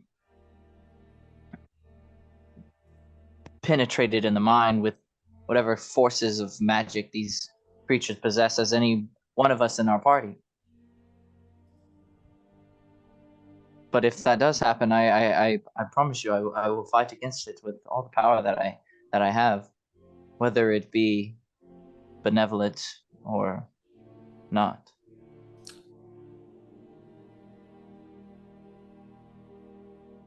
I understand that.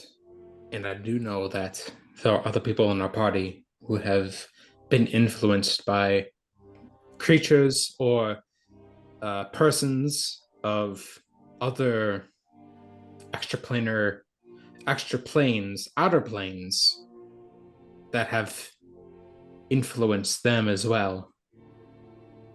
But I don't know what it is. It's just you and your influences. They are far beyond my understanding. I've never really been, if I must be honest, I've never really been all that familiar with aberrations or mind flares. And they scared me in a way that nothing has really scared me before. It's just that they are beyond my understanding, and I know that they are able to outsmart me. I mean, listen, I'm not really that smart myself. I can admit that. But these things, they are beyond any of my comprehension. And I understand what you're saying. there just needs to be how do I want to say this? I've trusted you for so long, and I want to make sure I keep that trust between us. Nobody here is more afraid of these things than I am. I promise you that. I'm terrified. You're sure? Every Because these night things I'm are like terrified. fucking horrifying from what you described it. I agree. If you could live a day in my shoes, you would understand. It is no pleasure having whatever curses these things are put upon me.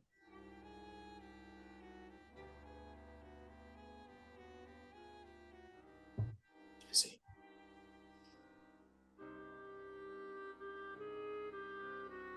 And I do want to apologize for the way I've been treating you. It's quite alright. For I know that you have been helping us out for so long. I mean, you know Quintus longer than I have.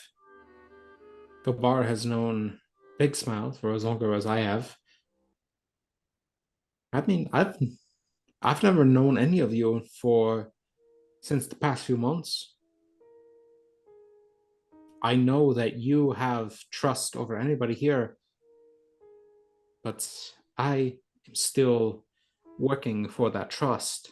I'm still trying to understand some of that trust.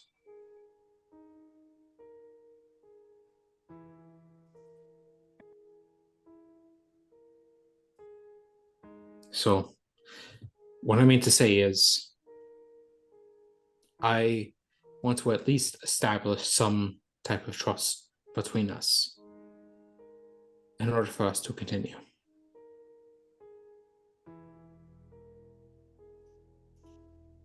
What might that be?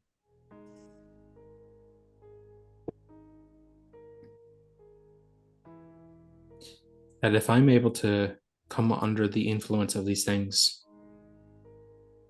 at any point, that you take me out before that happens.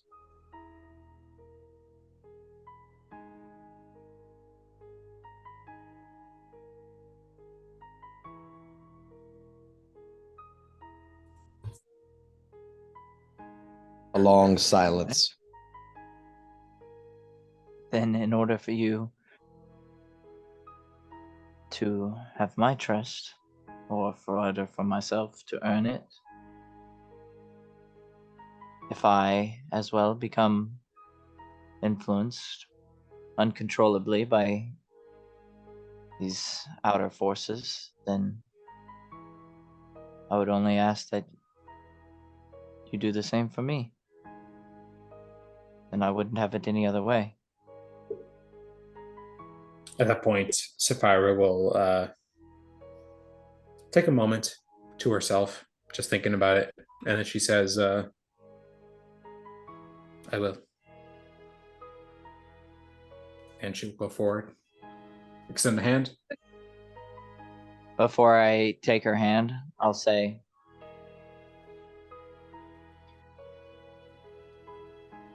in the future, if there's ever a time where you question my standing between everyone here and forces outside of our control,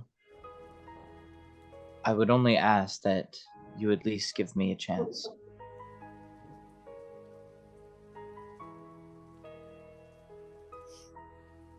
I will not.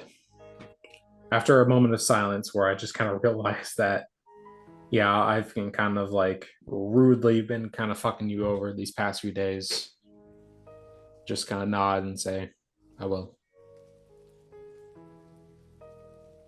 I'll take your hand. Cool. All right, you guys shake hands, Yeah. and we sort of fade out on that very tense scene. Wasn't Sapphira a former child of Oral? And she's like Let's talking not- to V. Let's not bring that into it. This is a little different. You know, she probably would have mentioned something like that. But... All right. Is there anything that you guys want to talk about on rest? No, but I'm gonna give both of you two inspiration. can I? After, I mean, because I wouldn't have spent my whole time studying this fucking Sure. piece of junk. Yeah, with- whatever. Yeah. Can yeah. I, at some point, just copy a spell out of Zan's spell book with one of these pages that I have? Fuck yeah. Major image. Oh, okay. All right. So that burns one of my parchments. Do you guys think that's the spell that he cast in the movie? Oh, Yes, it for had yeah, to be. because it had to be, because that's the only way you can make like sing and move and stuff. Right. It's also on his character sheet. Is it? Those Oh, character okay. sheets are bogus anyway. Okay. All right. Cool. I was telling the group that the other night because they were asking, "Oh, is minor illusion the spell that they cast?" And I was like, "Nah, because that he can't move, and and it it's can't not be silent concentration. image. It's not concentration either, because he was like fucking up the concentration on the spell. Is major Oh. image concentrate? Yeah, major image. Yeah, it is. That's what I thought it was too. Major image. Okay. Is there anything anything else anybody would like to do during the rest, or would we like to skip to the morning? Sapphira's not gonna like my spells. Oh shit. That's good. So it's gonna take me 6 hours to do major image. Yeah, you can spend the whole day doing it. Okay. Yeah, no sweat. Like you have several hours of a day to do shit if you want to. It's like mini downtime if anybody wants to do anything like that. Any gear anybody needs or anything like that? I mean, you're sort of in a place where resupplying is possible. Anything like that. You know, Quintus is just figuring out how to do the boots without the boots. 'Cause now he can dimension door. Oh, okay. So you're just practicing Dimension Door. You're like, oh, so the boots do it like this. Let me see if I can do it like this. Because aren't you the wizardy bard, right? Yeah, lower bard. Lower bard. Yeah. All right, cool. So if Can there's I look at this thing more? Just like whatever time we have, like whatever free What- time. I just what want to thing? investigate this. The The portal teleportation. thing that wasn't actually transported with. Yeah, Mhm. at some point I would have taken it and just like out of pure frustration, like Tossed chucked it. it across the room. Yeah. And V can. So V, what do you want to know? I just want to look at it. Maybe find out if it has any like magical traces left in it, or is it just like a complete mundane object? Is it the same metal that like the things Yes. were made out of? Yes, you know? it's not the same metal as the egg, but it looks similar to that, and it has the same sort of designs on it. It's kind of like a small tube that has like tentacle-y sort of designs going up it, and it has like a button on the end of it, like a black sort of button that you can press. And as you sort of, it kind of looks like a goddamn lightsaber. I just realized that's what I'm sort of describing. It's a little smaller than that, like Yoda's lightsaber, right? But I'll even give you like one more, like because you're fucking with it more than Gabar was, because Gabar was sort of frustratingly fucking with it. You're sort of trying to calmly sort of understand it. You realize that one of these little tendrils pops off, and when you lift it up, it unlocks a mechanism, and inside you could see teeny tiny little shards and a bunch of dust of a psi crystal. But a small one. Like maybe it was this big and now there's just teeny pieces of it left and like pink dust. Like it used the psi crystal for energy Mhm. and then blue. It's done. Yeah, it's over with. Yep. Interesting. Very interesting. That's it. I will just let's see if I can find anything else. That's pretty much it. But yeah. Okay. So I will say that you guys don't have to rest in the enclave this time. I mean, this is the fucking chief, right? So you guys can rest wherever the fuck you want. Like people will move out of their own caves to make you have room to sleep. Graciously, like not even like, oh, we gotta move. No, they're like, please take our mats and stuff. So you guys can sleep next to a warm fire in some animal pelts and shit. Very comfortable, very warm. And you get a long rest. And now you are the next level, right? Yes. Is anybody rolling hit points? Level 7. I'm gonna roll did- mine right now. Okay. Fuck, I might. Yeah, as sorry, well. I'm in charge of the dogs tonight, so they It's keep okay. bugging me.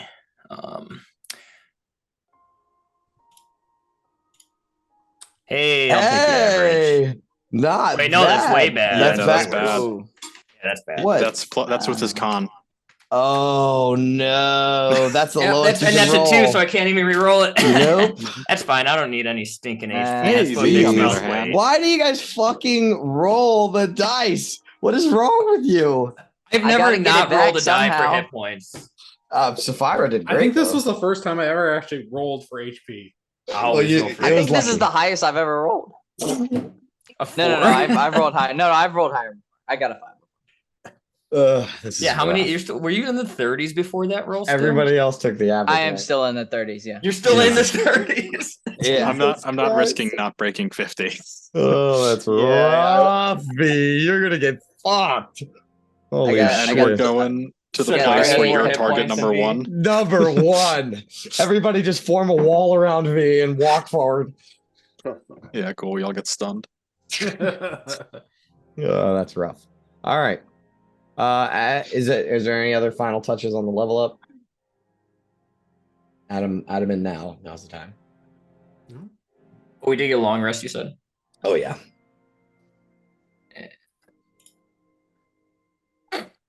Wow, What's the nice. date? Garbage.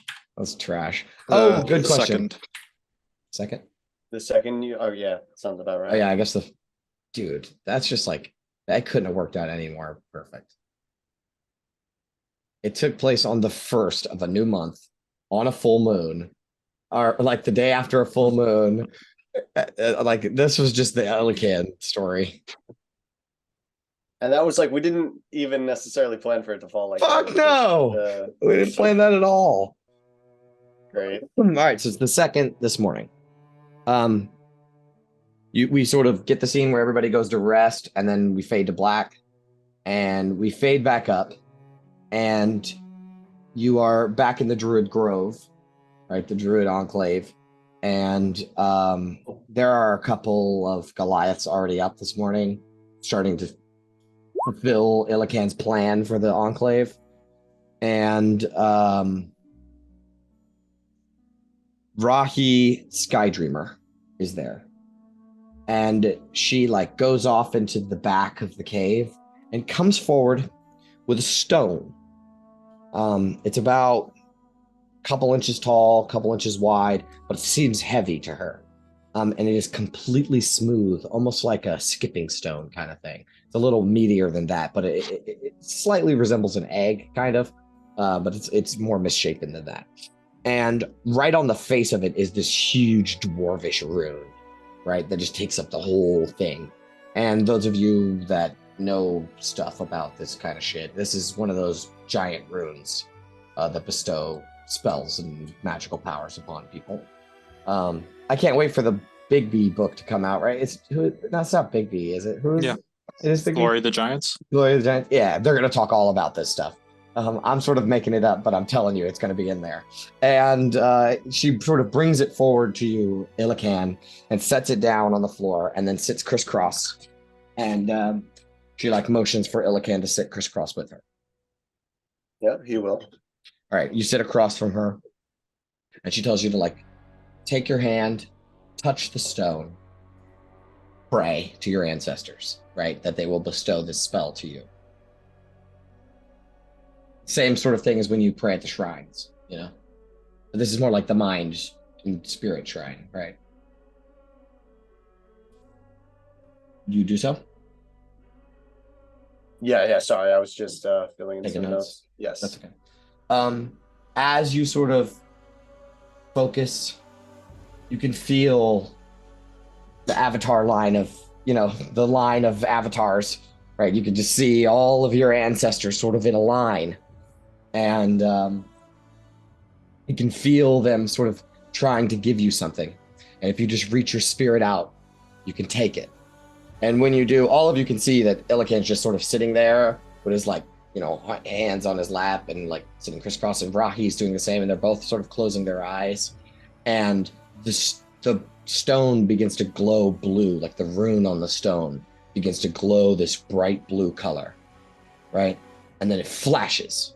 And Illican, you now know the sending spell. However, you can only cast it as a 10-minute ritual. So it's a little modified. It's a little modified spell for you. So you have to perform a 10-minute ritual to be able to cast the sending spell. Yeah, I'm guessing I could just edit this. I'll add it in, then edit it as a Yeah. ritual. Yeah, Mhm. I got it. Because it's not on the druid list, but it fucking should be. I don't know why it isn't, but it's on the cleric list. I guess druids are kind of like they get an interesting array of spells. Yeah, I mean, yeah, they got their own shit going on. But anyways, you get sending. And she explains to you that if you ever need a slew of Goliath warriors, they are at your beck and call. They will come running as fast as they can. Like literally running across the tundra. Like fucking Urkai. That's great. Yeah. So we have a small you army. basically have a small army at your disposal. Very nice. Yep, that is taught to you. Is there anything else you guys would like to do at the Sky Tower Shelter? I think that wraps it up. Okay. There is the sort of send off, right? As Illican sort of walks down the spirally sort of thing of the main chamber of the Sky Tower Shelter, right? A couple of Goliaths chant and go hoo ha as he's walks by them and stuff, and they're sort of sending him off.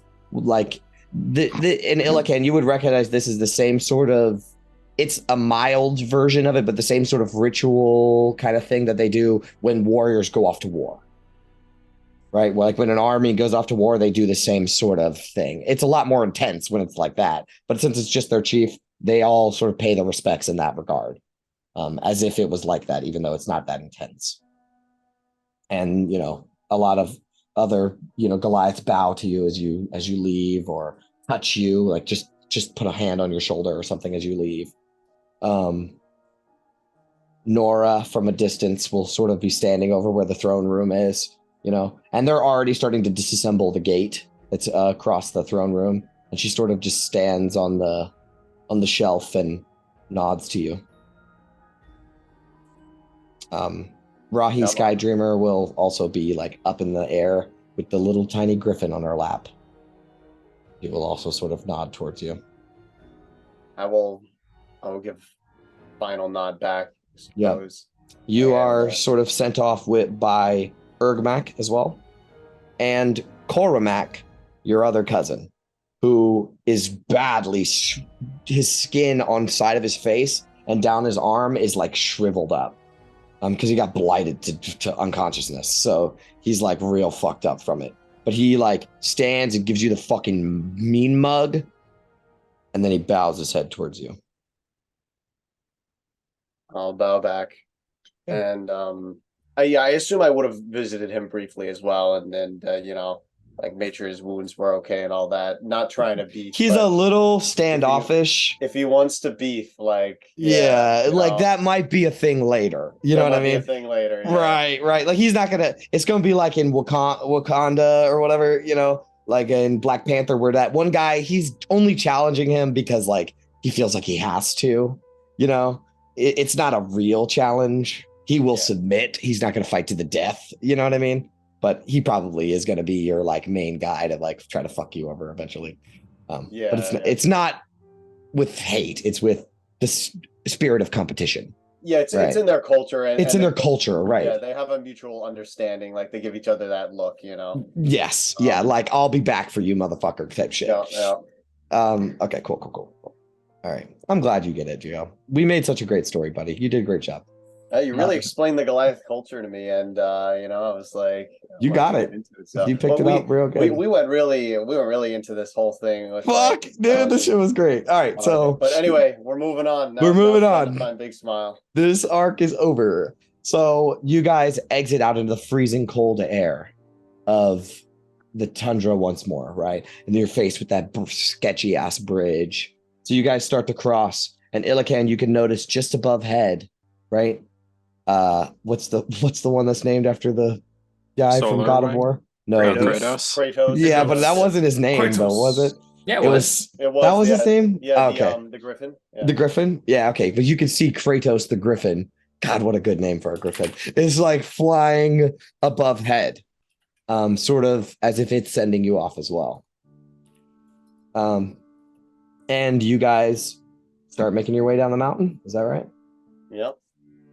Fucking A. All right. It will take you 3 hours of your day to descend the mountain and return to the sleds, which is all the way down through the mountain pass, through the valleys and shit, to Illican's little secret cave where everything is perfectly safe. Because this is Illican's land. He knows better than anyone where to hide something.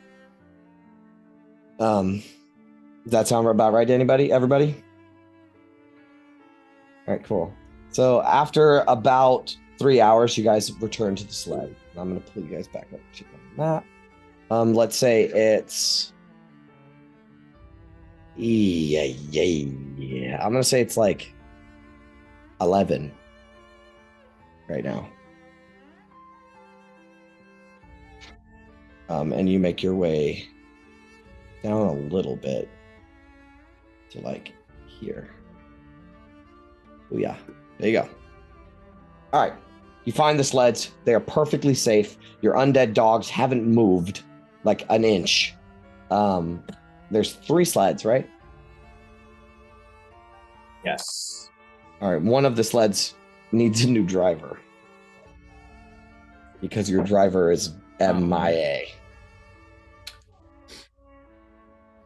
And also, where the fuck are you guys going? West.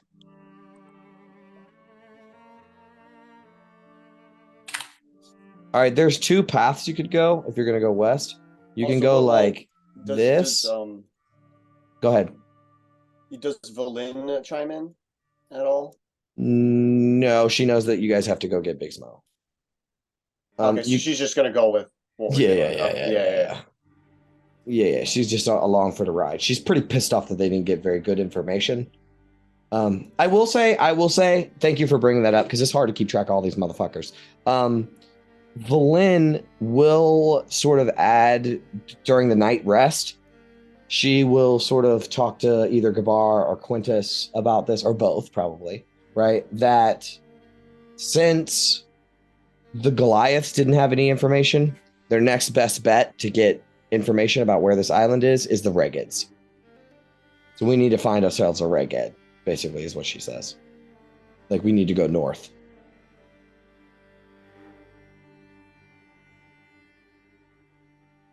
So that's her next best guess.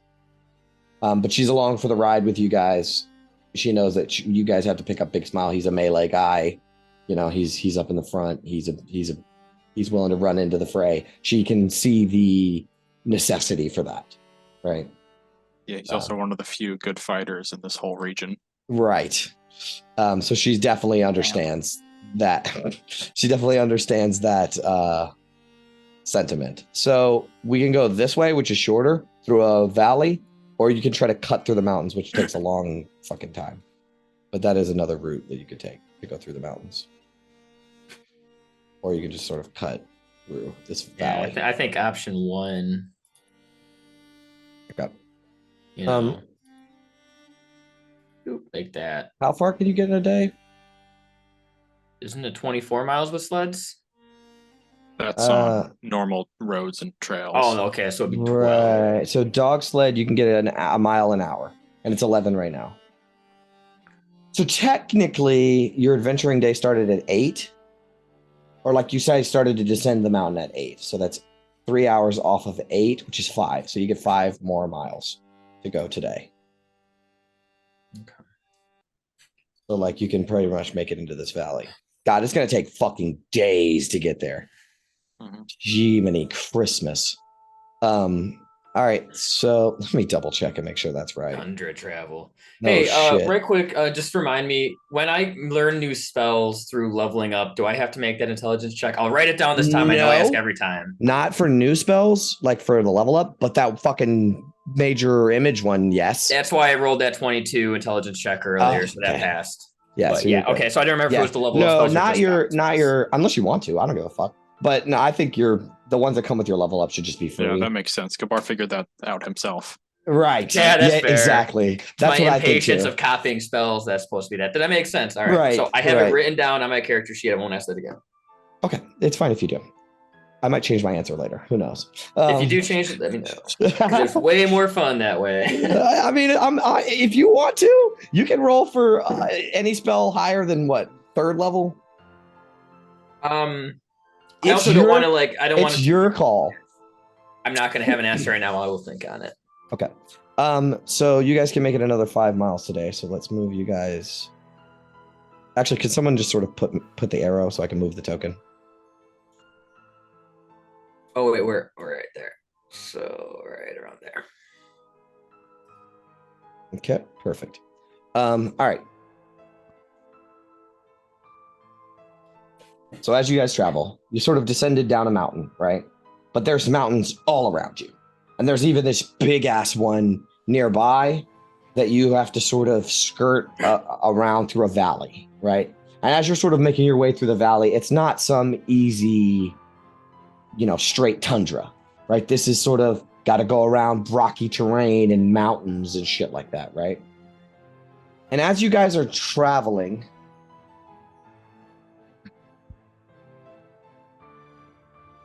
how many miles can you get in a day? 8? Yep. Mm-hmm.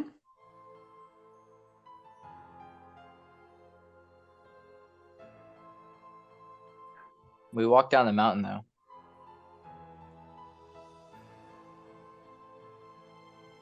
I know.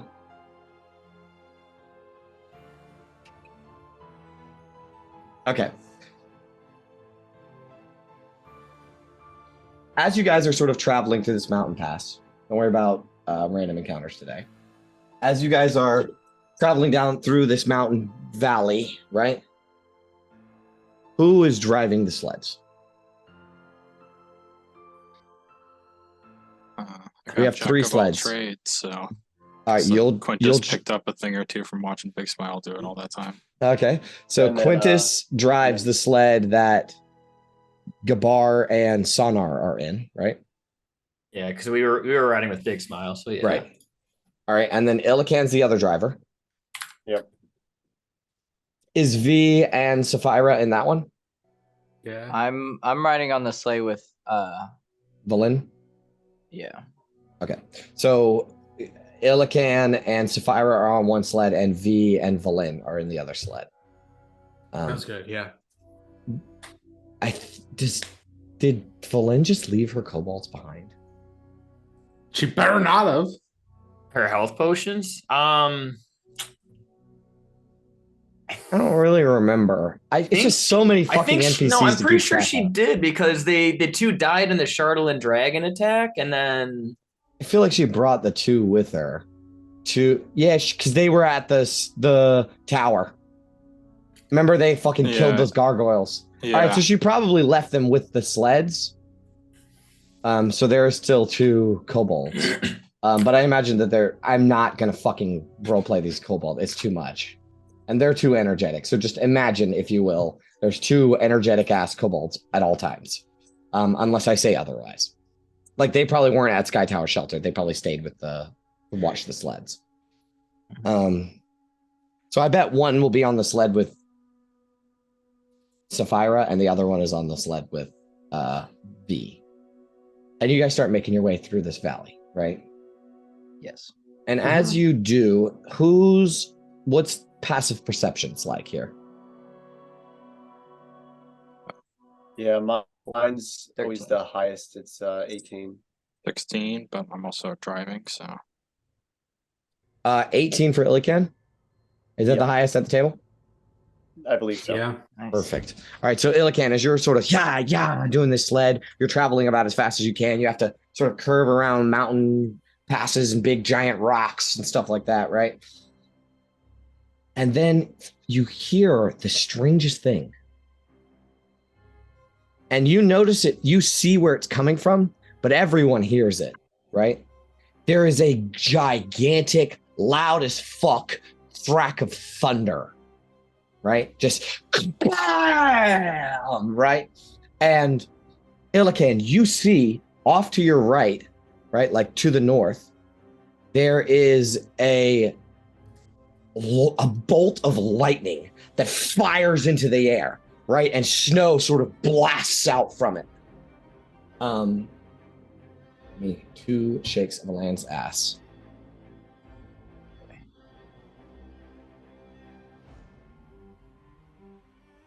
Yeah. So there's this huge crack of like lightning, right? And as you sort of curve around a rock,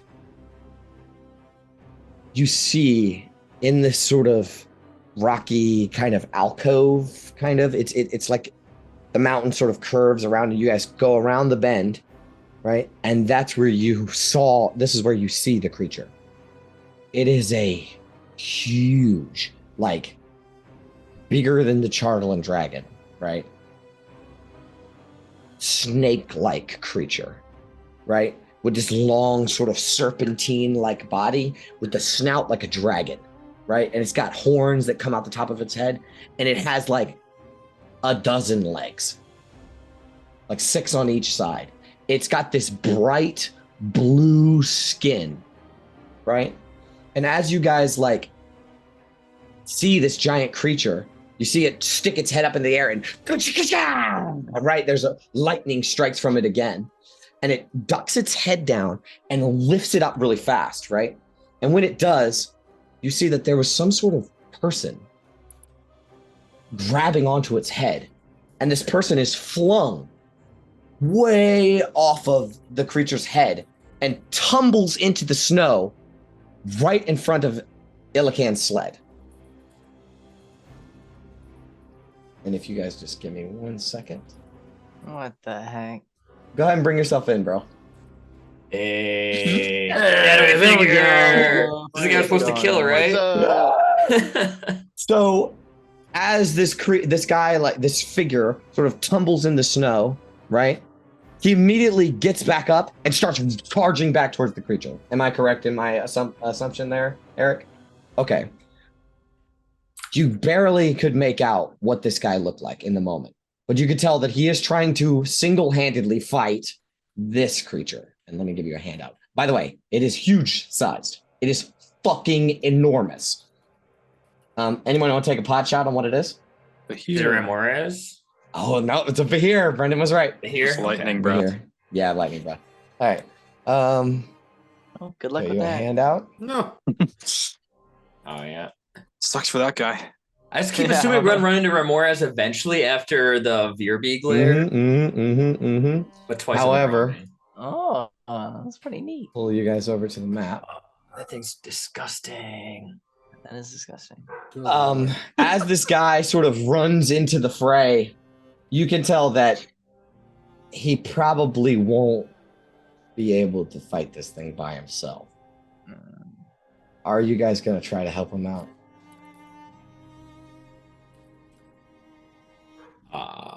I think so. Seems like an issue. I for the will say, Akhenaten, so, yeah. he's fucking going crazy on this thing. Like every time he runs up, you can't really tell what he's doing because he's on the other side of it, and this creature keeps coiling around him and stuff. But he seems like a badass warrior that may be able to help. Is this guy really trying to fucking kill that thing by himself? Yeah, well, he's not going to stop it himself, and that thing's going to tear apart the Goliath. Go ahead, Eric. As you say that, you hear out from the distance in this low, gravelly, raspy voice, "By Blackett's command, just die already!" All right, are you guys gonna help him? Come on. I would agree. I guess This I this have is to. quite close to the Sky Tower shelter. It concerns me. Let's help this guy out. Very well. Let's fucking roll initiative, everybody. Let's go. Oh boy. What? In Big Smile's absence, I'm giving myself the gift of What? alacrity. So Oh, There you go. actually, now that I think about it, hold on. Wait. Wait. You all get +3 to initiative. What? How's that? When Watchers, you and any Oil, creatures of your choice within 10 feet of you roll initiative, you gain a bonus to initiative equal to your proficiency bonus. Wow. Okay, so everybody Wow. gets that bonus. So go ahead and everybody can edit their own shit, right? Yep. Oh, That's everyone within the aura. I man. guess that's Valen too, huh? I gotta roll for Valen. I'm gonna have to roll Plus initiative three? because it's like my token. I just rolled the same. Finally rolling good on it. It's not letting me select my token. That's what's oh, it's because I'm on the ruler. That ought to do it. 28 initiative for Gabar. Yeah. I was on fire for this one.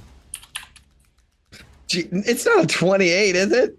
Yeah, 28.16. I rolled a 20. I got a 5 from the gift of alacrity. I got 3 from. Oh, you gave Sapphire. yourself the gift of alacrity. Yeah, it's in his stead, that I'm gonna give it. Gabar's To, not- or I that know. Big I Smile's woke not up like to like kind of do like our morning ritual when he gets Right. back from his run, and I'm just like, here. I'm Oh. just doing myself.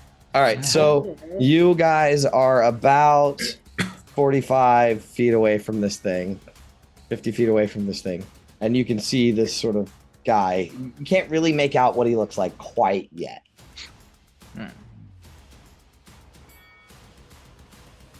Okay. Gabar, you're up. I'm gonna bring out the big guns right off the get go because I want to use it. Sickening radiance. Right. What the hell is here. that? I will tell you in a second. As You I put better. a Damn. 30-foot microwave. radius. So yeah, it's a microwave. What? He needs. I'll post a spell. Okay. It is a really. Oh, it's not. Okay, I'm supposed Just to hit the spell. Yeah, there you go. Yep. 30-foot radius sphere. Twice as big. Oh shit. Okay, I will double that size. Spreads around corners. It's basically a giant gaseous area. When something starts its turn there, has to make a con save. Takes 40-10 radiant damage if it fails, Ooh. and a level of exhaustion. Whoa! Yeah, it's a fucking Holy nuke. fucking shit! Just like to throw Okay. someone in a room and cast this spell and watch them die. Jesus That plus Christ. force cage. Good night. So So it's actually twice as big. So I'll Yeah. edit that circle. But I yeah, doubt this thing's gonna move too much, but we'll see. Make it. Can you make it so?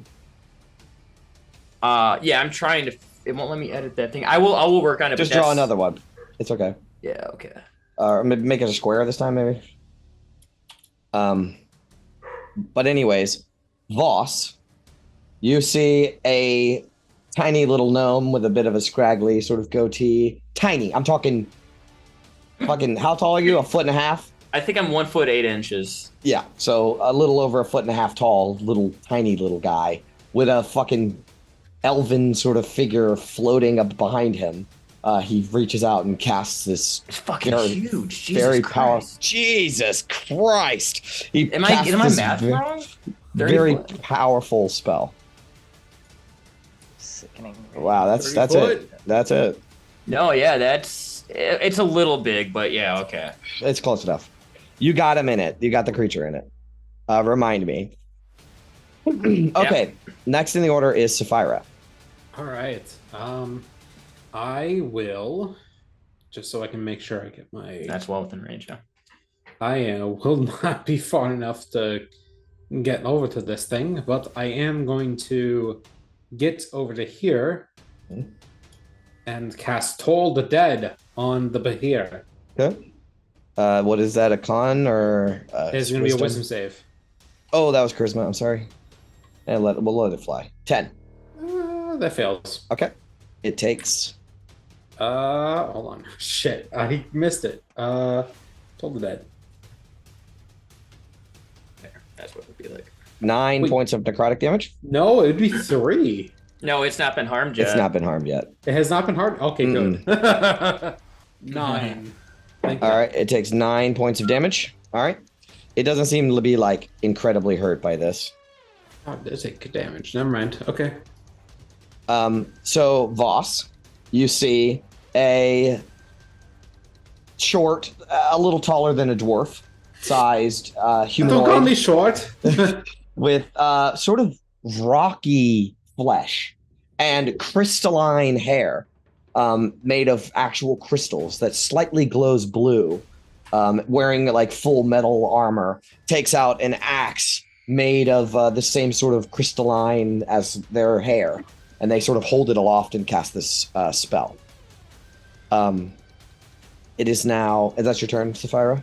That's my turn. Hey, Jay, my Yeah? initiative is a lot lower than it should be. Did I get a it plus is. 3?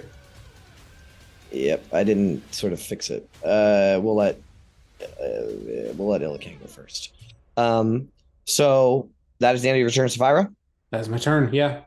Okay. Sapphira, as you get a bit closer, you can see this figure a little bit clearer. And Eric, I would like for you to describe Voss. Before you stands a tall, thin, kind of almost strange-looking creature. It's not quite an elf, even though he has long, sort of very kind of gnarled, pointed ears. You may not be close enough to see this, but his face is flat with his nose kind of either worn away or sort of bred away with this sickly yellow skin. You see him sort of dressed in these like sort of piecemeal armor pieces, you know, one armor piece from a set of full suit of chainmail, another armor piece of like this really ornate leather studded gear. Voss is holding 2 swords in either hand. Even though both are covered in blood, you can see that one of them, by the hilt, looks just a little more fancy than the other. Very cool. As you approach, you can see Voss kind of tilt his head over to look at the party. Just long enough to register that they're not a threat, and he immediately focuses back on the beast. Almost kind of like he doesn't even pay attention to the others. Perfect. He is just focused on him. Let me show you guys a handout. Ooh. Oh, okay. What? So, Voss, as you sort of get ready to make your attacks on this creature, you know, and you've already seen it and sensed it, but attached to the top of this creature's head is a biomechanical dome with spider-like legs. These spider-like legs are attached to razor-sharp pointed needles that are drove into the side of this creature's brain. The thing on top of its head looks like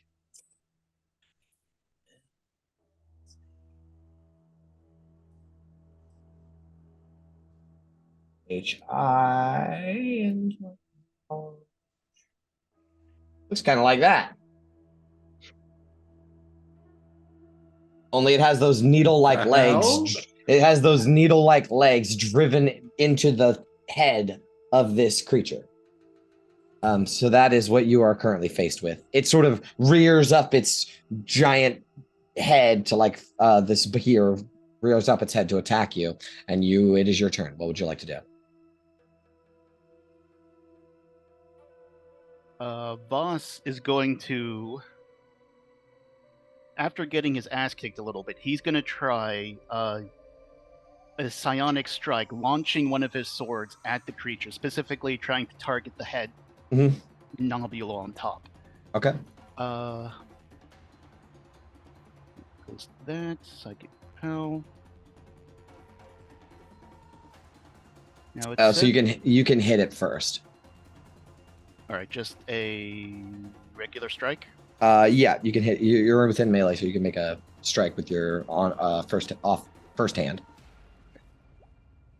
Oh, God, that was a miss, unfortunately. As you rear up and try to strike down on it, and you can like this sort of psionic energy propels one of your blades because you're wielding these two blades. First of all, I want to sort of drive home that both of these are like long swords.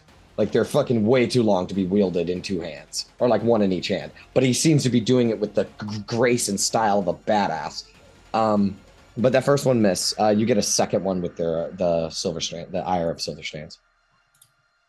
Let's see. That also misses. Oof. Damn. Rough start. Yeah, no, you get that. So because you're a higher level fighter, right? You get 2 with your first hand and 1 with your offhand. My bad. So you can make one more strike with the ire of silver strands. Now that fucking hits, and you can add your psionic energy die.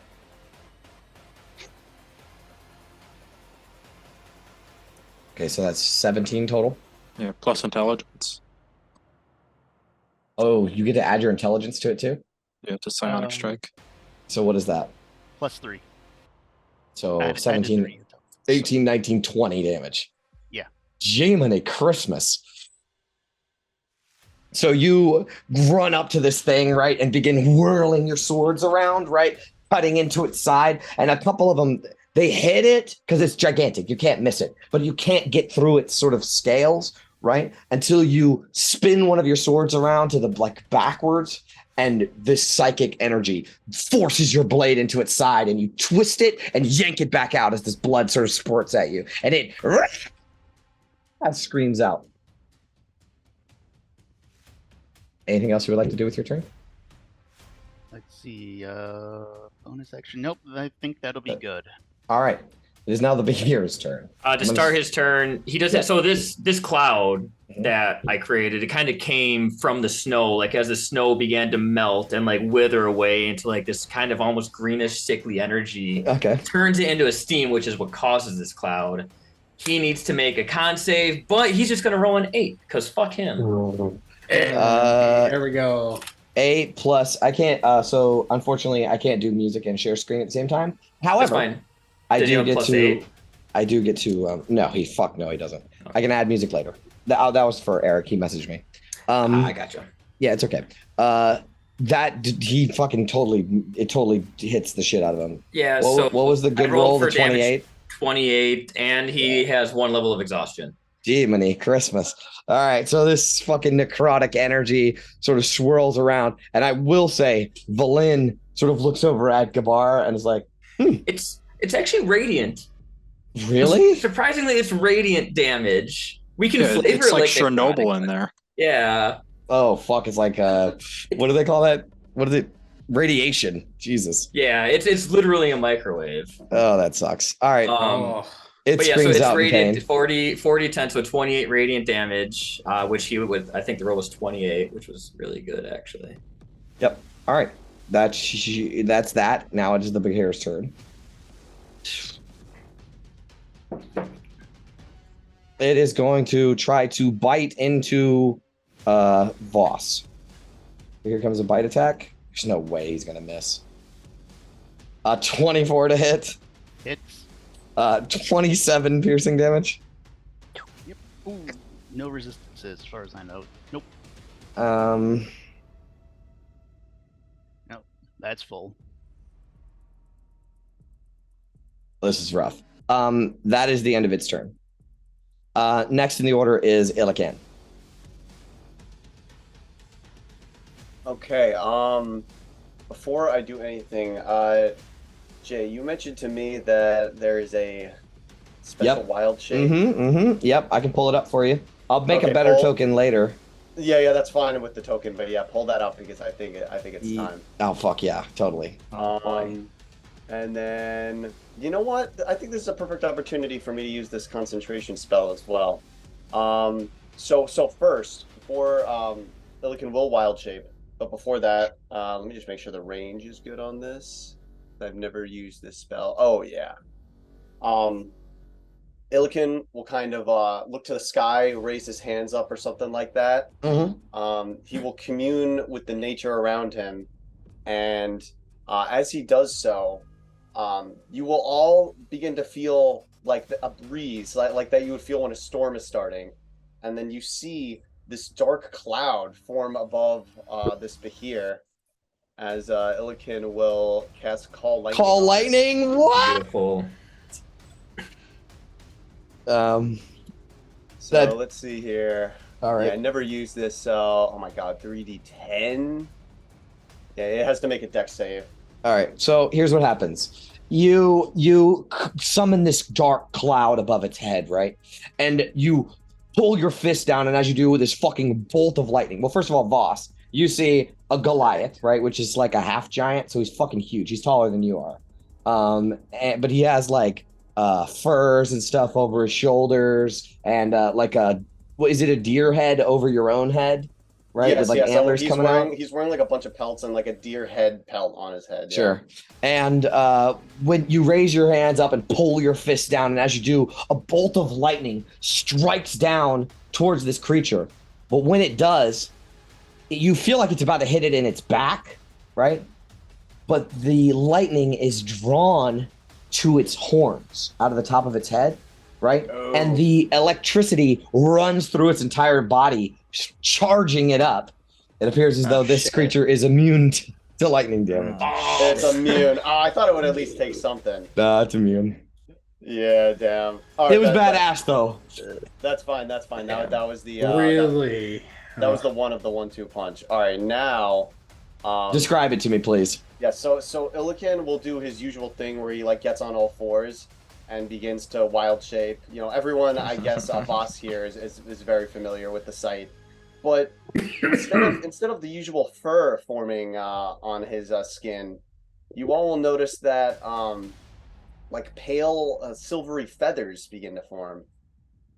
And his fingers like kind of morph together as they turn into talons, and his big nose usually turns into a big old bear nose, but right now it's you know, like keratinizing, or you know, like turning into something hard, a beak. And yeah, so Illican can turn into a fucking griffin now, boys. Yeah. Excuse me? Yeah, he can't fly though, right? You don't get fly till next level. I think that's what you said, right? Yeah, so you can't fly yet, but you can use the stat block, no doubt.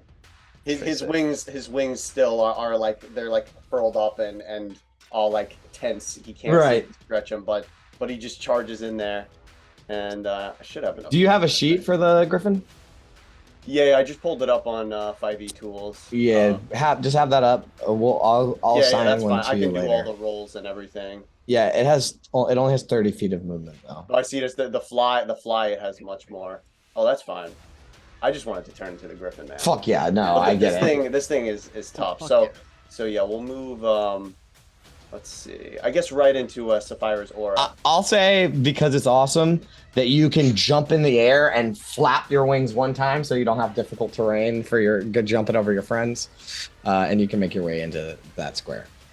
Cool. All right. As I guess Voss then sees this Goliath transform into a griffin, which he's maybe never seen, and then it goes next to it's just like standing menacingly next to Sapphire. Perfect. All right.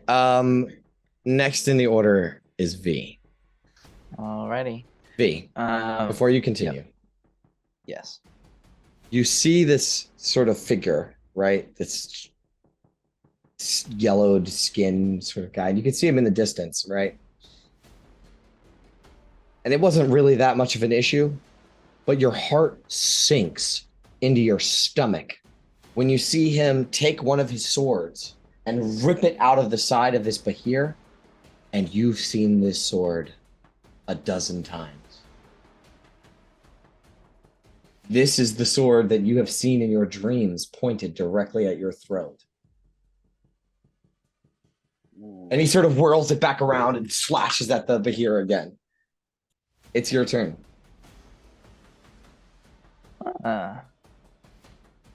Interesting. Isn't Well,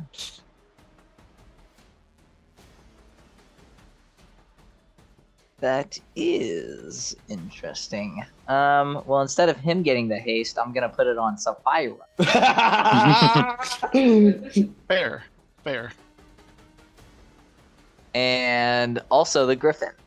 Okay, you twin it? Yeah. All right. And I will just take a step back. All But Did they nobody are see the both- lightning? Everybody scatter. They are both hasted. right, so V, as V sort of steps forward, Voss, you will see a red-headed half-elf, right, with long red hair. Pretty fair. She's wearing a elegant fur coat, like a mink coat, like really expensive stuff. And she sort of begins to cast her spell or whatever to haste her friends. But you immediately, out of the corner of your eye, as you're fighting this Bahir, you get like a trigger, right? A feeling. That's a gate. Yeah, you see Voss, even longer than the first time they showed up, he tilts his head. And V can feel him, even though he's so far away. She can feel him staring at her. And it looks like he doesn't quite realize what he's looking at. But this is the most he's ever paid attention away from this beast than he's ever been since they showed up. Very He just kinda cool. goes, and then turns back to fight. Absolutely. V, you cast haste on your friends as time slows Yes, I around do. them. It is now. Is that your turn? That is my turn. All right, it's now Valin's turn. Valin will probably just throw some magic missiles at it. Let's see.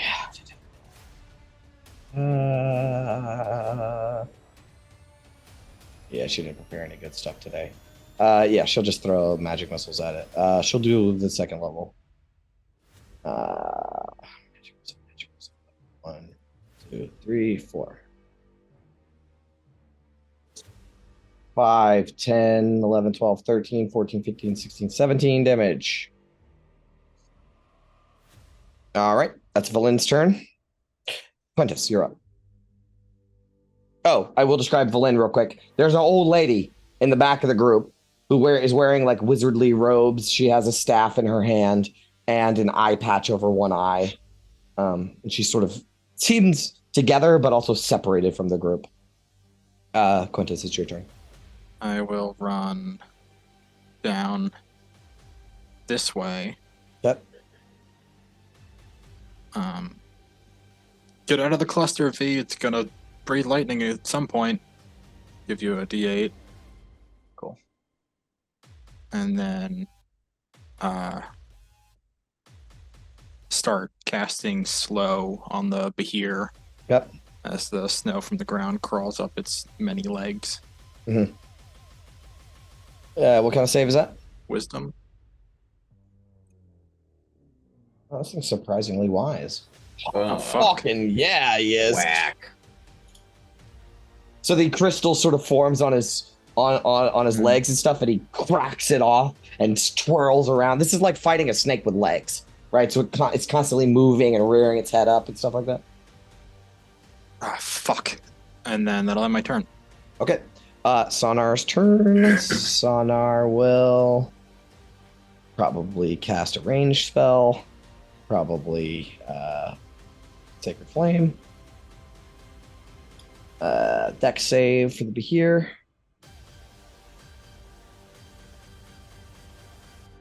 It succeeds. So you will see, first of all, this guy down here, Voss, is a purple-skinned devil person, a tiefling. What do you have on? You have like a poncho on? Yeah, What it's are you like wearing? a mix between like one of those Clint Eastwood Western movie ponchos and just like Right. a big scarf, like those infinity scarves that just loop around and around. Right. But like it's like the size of like a tabard where it covers most of them. Cool. So that's. Don't you have like a broken horn too? No, that was just the best art I could find. That's fine. And then the other creature that just cast a spell, you can see that there's this sort of lithe, elven sort of shaped creature, but you can tell that it is floating off the ground just a little bit. It only high enough so that its robes touch the ground, but its feet don't. And he has in his hand a staff with a crescent moon on the end of it, and he sort of lifts it up in the air and says some elven incantation and slams it down on the ground, and a fucking ray of moonlight appears piercing the sky to try to hit the Behir, but the Behir dodges out of the way. It is now Kabar's turn again. A magic missile of 3rd level coming right at him. All right. That's 1, 2, 3, 4, 5. 1, 2, 3, 4, 5. Give me a total. 6, 15, 17. All right. It is currently bloodied. Okay. Okay. And that would be my turn. Okay. Very good. Fyra, you're up.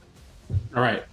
At this point, I will be able to 1, 2, 3, 4 get right up to the Behir and do 2 great sword attacks or great axe attacks. Or haste. Battle 3. axe attacks. 3. 3. That is a miss. That is a miss. That is a hit. There we go. I will use a 2nd level smite on this one. Okay. So let's do a 3d8. 3d8. 9. Damn, that could have been fucking worse. 9 plus 8. 17? 17? Yeah. Right, 17 damage 3 times in a row. Wow, that's pretty awkward. Interesting. So Voss, you see this sort of short paladin of a sort. I'm not that short. You are lean back with this axe, right, and slash down at it twice, and both of them just glance off the scales. And she angrily sort of twists her fists around the axe, goes up for a hard chop, right? And as she does, the blade is made of crystal, right? And as she does, it intensifies. The blade gets longer and sharper, and it fucking penetrates through this thing's tail, chopping a chunk out of it, and blood sort of spurts out, and it. As a bonus action, I will be using my Merge with Stone, so I can be able to reduce the amount of bludgeoning, piercing, or slashing. Perfect. So she plants her feet into the ground, and you see, like Mystique, a bunch of stones. Her skin sort of solidifies with a bunch of gravelly sort of stones that cover her entire flesh. Voss, you're up. All right, you said it was bloodied. That is going to get him in the mood. So we're going to psionic strike again. Okay.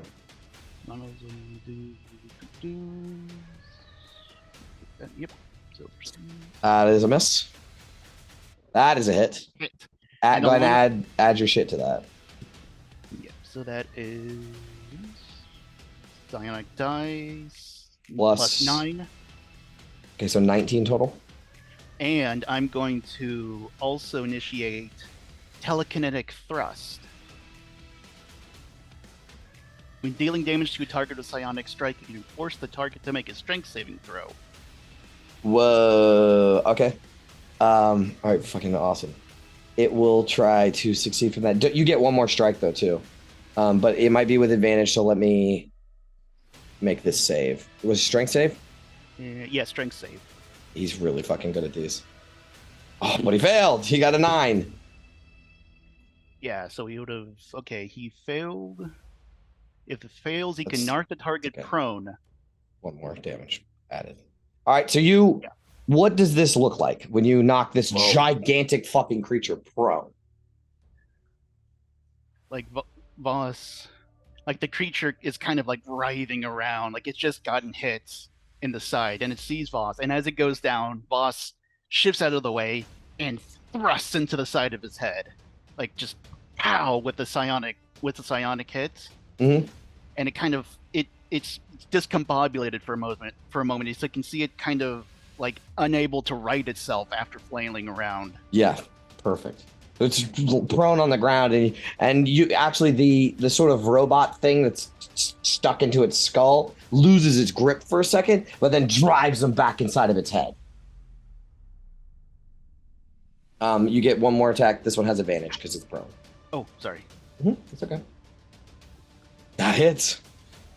Jesus, that's 10. But do you get to add your die thing to it again? I'm not exactly sure how that works. Is I it each believe- time for your turn? For psionic strike, it No, doesn't it's say only anything, 1. but Yeah, Only once on one each per of your turn? turns. Once on each of your turns. yeah, okay, All right. that's fine. Still, it is so very hurt. You really fucking put some fucking damage into this thing. And it's still prone too, I guess, huh? Doesn't matter. It's its turn. That's the end of your turn? Yep, that's the end of my turn. Perfect. The Behir will spend half of its movement to right itself. Fails. but It fails its saving throw first. Jesus Christ. All right, roll damage. 27. How do you want to do this? Oh, Yeah, shit. here we go. Yeah. This gaseous radiation energy that, like, even like Sapphira and Vosh, you can feel like Shit. you're like getting sick being this close to this stinking cloud of radiation. And this thing just starts to like, its skin starts to like boil, like not boil, like what's it called when it like Bubble. like slough. bubble, yeah, like when you have like all those sores that just start like opening and wounding on itself, as this thing is just basically being microwaved to death. Awesome. And after a moment, like it just shrivels and then pops and like it explodes. Oh, God. Like when you And- microwave an egg. And then just viscera flies through the air and lands in chunks on the ground. Yeah. How would you It's- microwave an egg? You've never See, microwaved an egg? You see I- Voss grabbing his cloak and sort of shielding himself from the goo. Perfect. We can be out of combat, but I kind of want to ask Voss, immediately after this creature is blown up, what is your very next move? I got this. Tell me what you're doing next. What are you doing? As Voss stands in front of the defeated, sorry if I didn't get the name right, but But here, it's fine. you can hear him sort of grunting and panting, like he's won, but he's still pissed off he's had to deal with this thing. Right. And I will say, once it blows up, the little creature that was controlling its mind also blows up. As he regains composure, the first thing he's going to do is start wiping his swords off, not even paying attention to the group. Like, to him, insignificant. Okay. Finally, he's going to look up and he's going to start looking around to each and every one, spending very little time just getting a scope until he looks at V. As soon as he sees V, he's going to freeze and stare at her. Okay. There's a click of recognition, and he lifts his silvered sword up, points it at her, and you can hear him growl, "You, Gake!" And still holding his sword, he's going to start slowly approaching her. This is the sword that you've seen so many times in your dreams as well, by the way. It is, huh? Oh, yeah.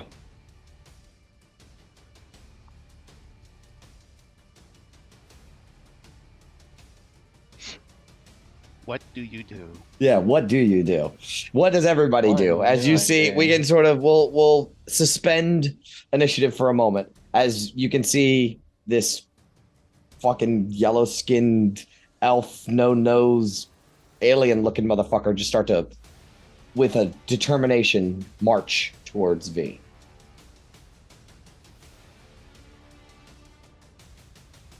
I think given the heart-to-heart that Sapphira and V had a little while ago, Sapphira, if she is still hasted, is going to just like kind of like grab onto, going to try and grab on the Voss and say like, she's basically just going to say, "Hey, why don't you come out of your fucking business already? All right?"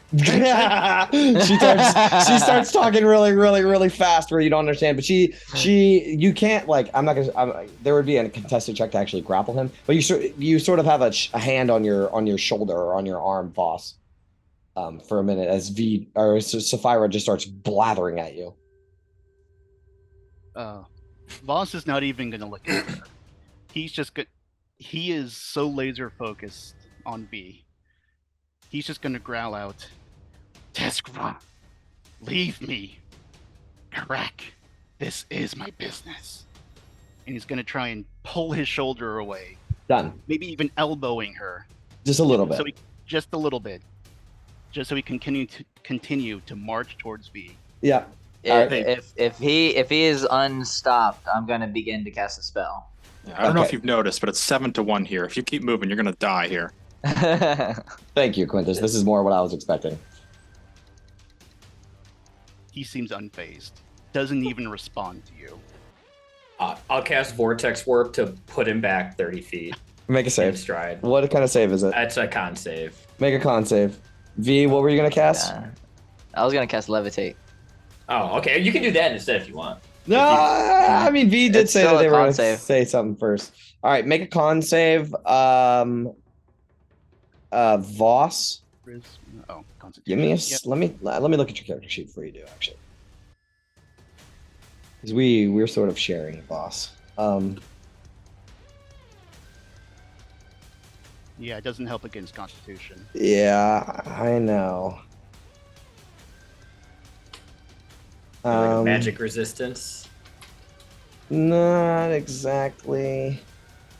All right, we're gonna say make that con save. Oh, that's a fail. I'm just like putting you. No, let's V's get off first. Oh, go for it. Because Nate did say something first. No, that's fair. Yeah, I was. Yeah. right. Well, then you're 20 feet in the air. Yeah. So as you start marching, you pull away from Sapphira, right? You ignore Quintus yelling at you. V casts a spell on you, right? And you begin to float off the ground. And you just float into the air. What do you do? Now, I have psi-powered leap. Okay. If I'm already there, can I override him? I will maybe allow it. Let's see what you got, bud. Let me hold on. Post the ability. Shit. That's pretty cool. Shit. Fuck yeah. Abso-fucking-lutely. I wouldn't say it overpowers it, but you can sort of, in the levitate, you can control yourself. I can see him starting to focus. It's psychic versus psychic, dude. That's pretty cool. So you get walk, so you can propel yourself very quickly towards V. But if he's struggling against her, he's still going to be that maybe a little faster, but the same slow, just oppressive coming at her. Yeah, so V, you're trying Mine to lasts 10 minutes. Is Right. Is a turn. So V, you're trying to fight against this creature, Yeah. this guy, right? And he is fighting back with his mind, right? It is a duel of fucking psionics.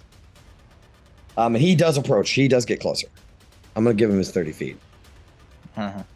So I mean, he's Roughly only 30 feet. He can be 15 or so. All right, we'll get him right here. Sort of really close, and he sort of propels himself forward, and then begins to start to levitate back up again. What do we do? At that, in the fear of him just coming towards her anyways, like Yeah. after she casts his spell, I guess toward near the end of his movement, I'll say, if you value your life, I'd answer now, and I'll shove him another 20 feet higher in the air at the end of his turn. Yeah, so you use your levitate to push him up. We'll just say for the sake of making a cool scene that he's fighting back against you, so he doesn't go any higher than 20 feet. But Yeah, you're that's keeping fine. him at bay. Voss, what do you do or say? You're sort of in a bad position. My life only has value for Vlaka's command. To die for her would be to die irreverent. But he does start to weaken a little. He can't keep this up forever. In sort of this exacerbated just like he wants to kill her so bad that he can't get to her. He's gonna yell out. Remember what I said, guys. Remember what I said. He's gonna kind of yell out to the rest of the party. Why do you cracks want to give up your life for this thing?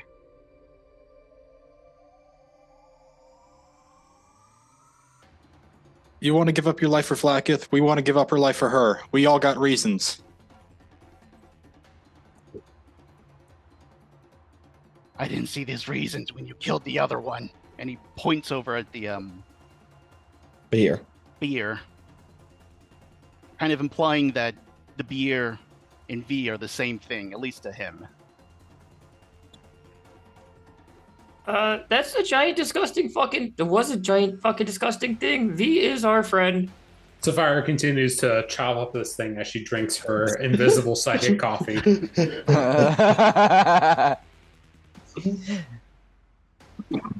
Okay, so first off, I think introductions are in order. Who the fuck are you?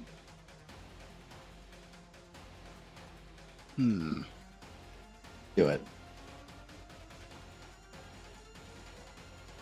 Possibly, for the first time accepting he might be outmatched. He will stop struggling.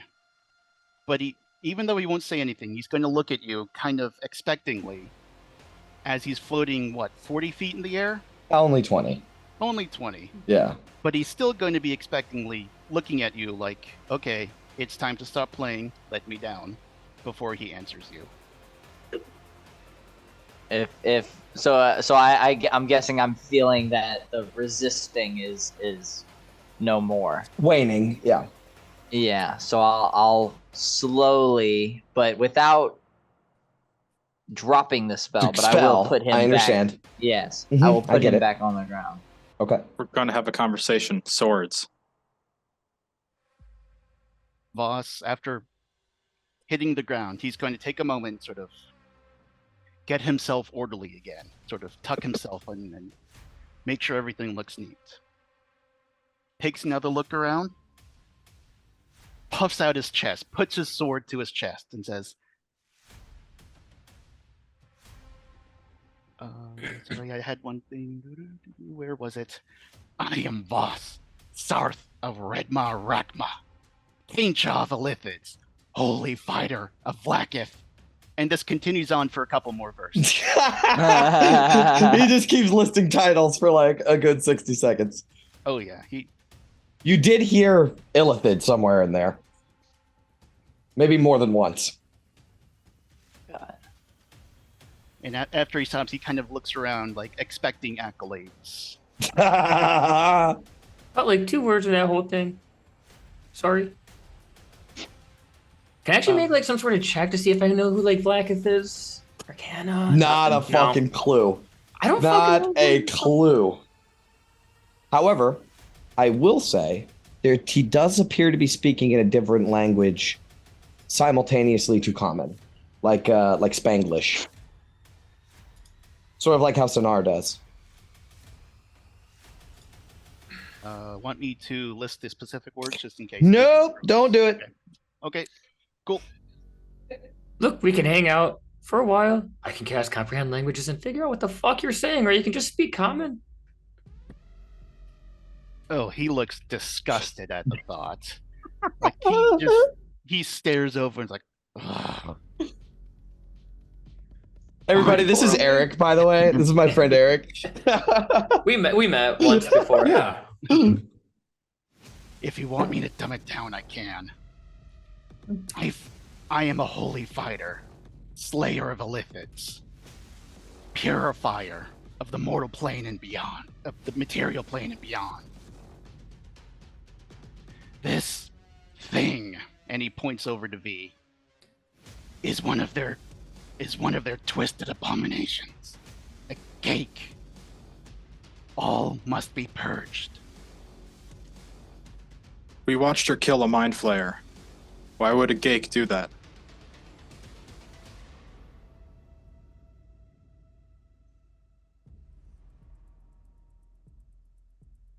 Perhaps it may not have been under its control at the time, but it is a ticking time bomb.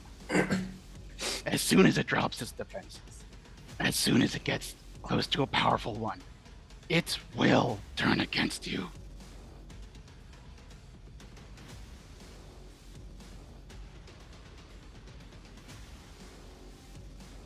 Yeah, at this point, I'll drop my wild shape and I'll walk up to V and be like, whoever this man is what he says true, V?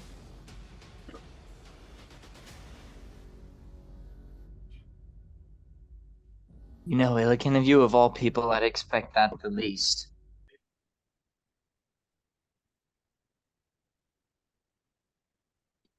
I trust you, of course, V, but I don't trust whatever these forces your power comes from, or at the very least, I don't understand them and probably never will. I don't know. I feared something like this may happen, that someone like him might come looking for you eventually. And I want you to know I still trust you, but very well. Now Illikin will turn to Voss for the first time, and he will introduce himself. I am Illikin, Storm Chaser Akhenathi, blah blah blah, chief of the. He will go on a similar spiel, not quite as long as Voss's perhaps, but then he'll be like, "These are my friends. They call themselves Snowdrifters, and I assure you that we wish to bring no destruction to this material plane. But you must tell me, what do you know about V and the forces that control her?" I'll as soon as Illikin says that, I'll speak up and I'll just say he was there. There. You mean like your They dream? took you? When I failed I'd- my mission. And he's going to look at V expectingly. Perhaps enjoying that she's uncomfortable. Sorry. Eric's not, but Voss is. Yeah. Eric's a good guy. He's my friend. I'll say to Voss then.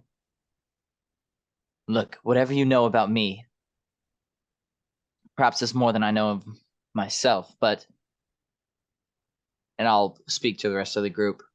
He was there that night. The night the vehicle crashed.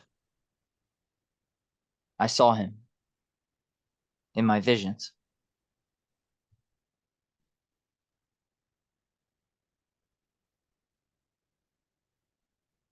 Whose side was he on? Got my guess.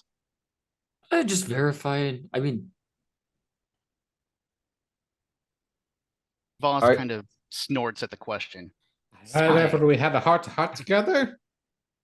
I don't know if there's much heart to heart, but I'm sorry, I can't keep doing the voice too much. It really hurts. You can do a modified Vegetable oil. Modified. You can do a modified version. It's fine. I'll try. Voss, he snorts at the question of whose side.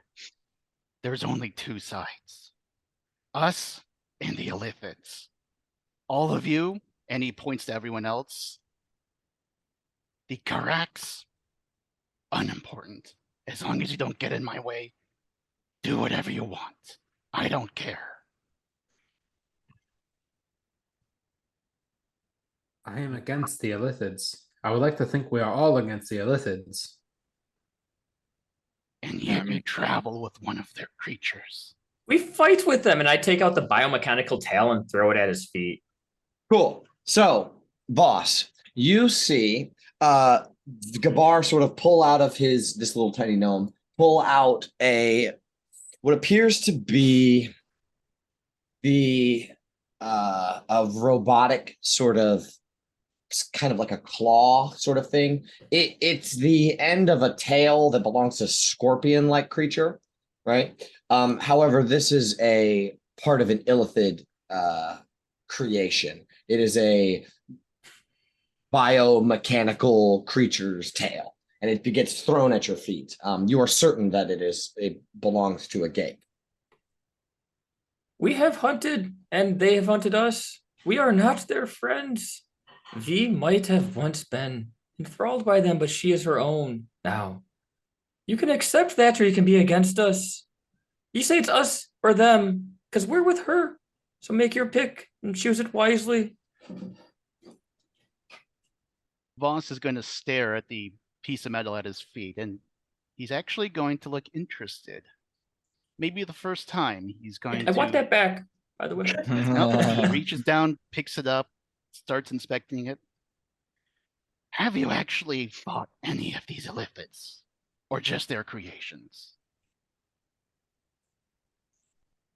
We have killed one. Good word choice. Not a lie. Mm-hmm. I mean, I love technicalities. Yeah, that's not a complete Yeah. lie. Can I do a perception check? Feet. And Killed one. insight. So here's the thing. I do not, in this game specifically, I do not allow players to make insight against other players. Ah, fair. Is he a player or is he an NPC? No, he's a player. Yeah. And You got a green he's- health bar, so I know. But yeah, he's a player character. So you have to take it at face value. I will point. I'll be like, V killed one. You hear him kind of snort under his breath, like, right.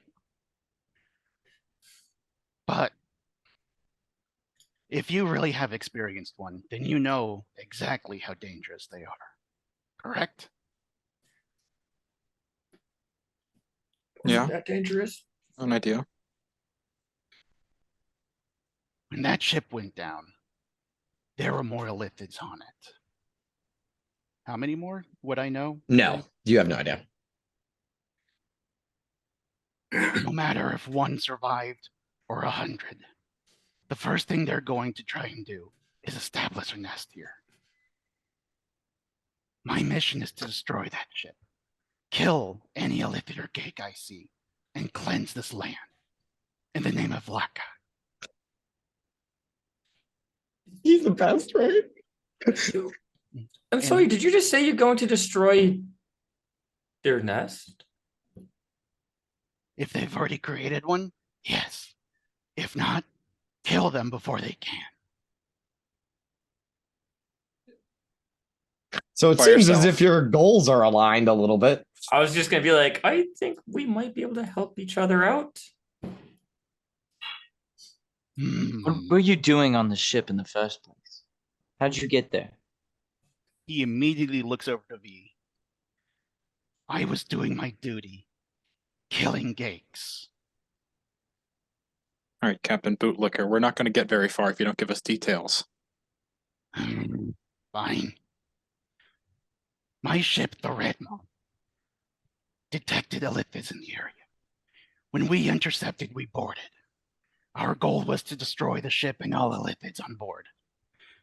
While my crew piloted valiantly, not so much for the illithids. Before we could finish our task, the ship it exploded first and then started going down. Yeah, y'all fired at it, and something on the inside went off, and the ship started to go down. While I did all that I could, I did not finish the job. For that, I have been left on this cursed material plane to finish it before I can return.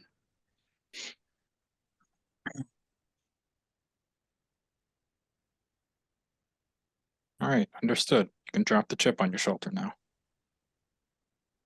Gonna narrow his eyes at him like He was born with it. this isn't like a mask or anything. It's just how he is. But Voss is going to stop and think for a little minute, kind of throwing away the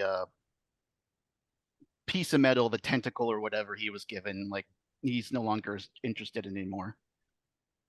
Gamora runs up and scoops it up. But perhaps for once you corrects are right. As long as our goals align, I will allow you to be my ally.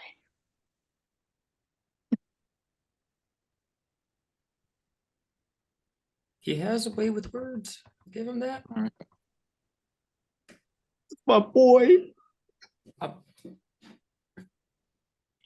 Just as long as we know that we are able to trust you and that you are able to trust us, then I think we have an alliance. He pauses at the word trust, kind of mulls it over in his head. You correct, sir. More or less easy to read. Like, he's not worried about you guys. But you, points a finger at V. I would rather trust the Illithid nest than you.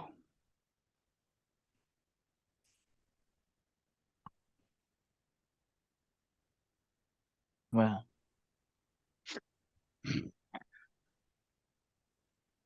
But if we we're will going work there, together. So go ahead. Good. we're going there. It's not me you have to worry about. Oh, yes, it is. I know what you are. But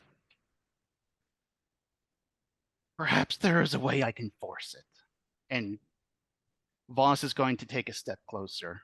Kind of. How tall is V? Short?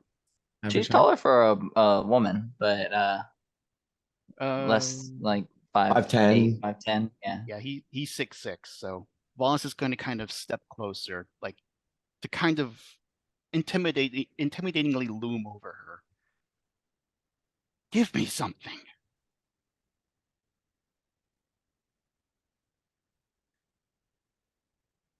Give me something I can hold over you to force you to cooperate.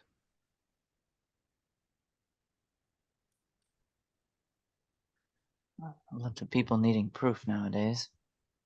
It honestly pure irony. Somehow our sessions just theme themselves.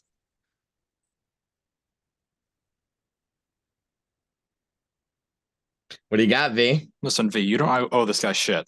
I know. I'm V acts a lot quicker than Nathan does.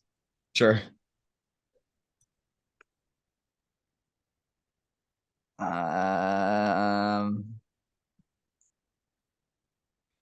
Okay, Quintus says that. Okay. As V, well, hold up, then I get one. As V is like sort of thinking about it and sort of patting herself down, you notice, like trying to think about what you're gonna get, right? Like you're like, what am I gonna give this guy? You do, as Voss, you're close enough to her. You feel a strong psionic magic coming from something around her neck. Possibly what you can sense to be maybe a psionic crystal. It's hidden under her shirt or whatever, but you know, like you can feel it in your head. As Voss feels it, V notices that his eyes go from staring directly into hers to down right at the crystal. And he's kind of Eyes tilting up his here. head. You took a trophy, didn't you?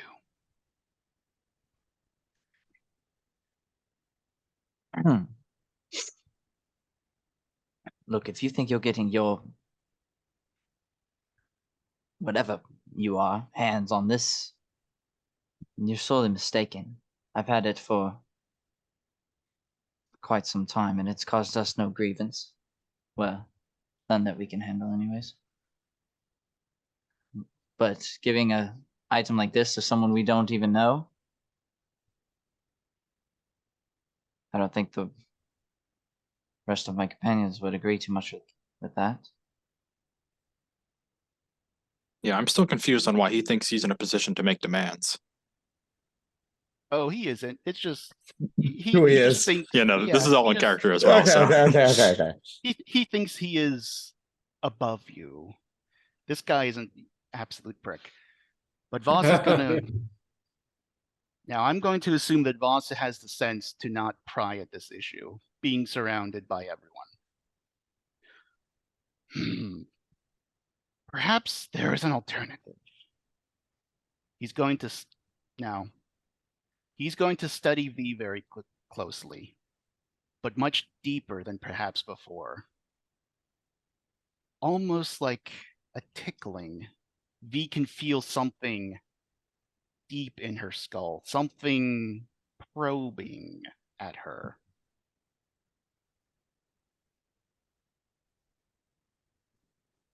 How about this? And he's going to telepathically send her a message. Out of character. I'm good at those. Out of character, I am sending it through Discord. Oh.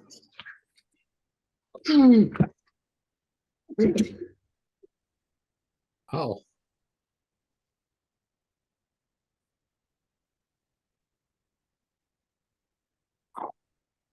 Oh boy. And he is going to wait to see her response to this thought that pops into her head. It just get real quiet in here. Hey, can I get a copy of it, Eric? I want to know what you said too. Oh, it could have been so much cooler. What the heck? And see, I assume she's. How does she react? Yeah, how does she react? Mhm. Sure. Face goes white. Yeah. Seeing her discomfort, he gets this kind of smirk. Very well. I'll tell you this. You be a good little cake, and this stays between us. I promise.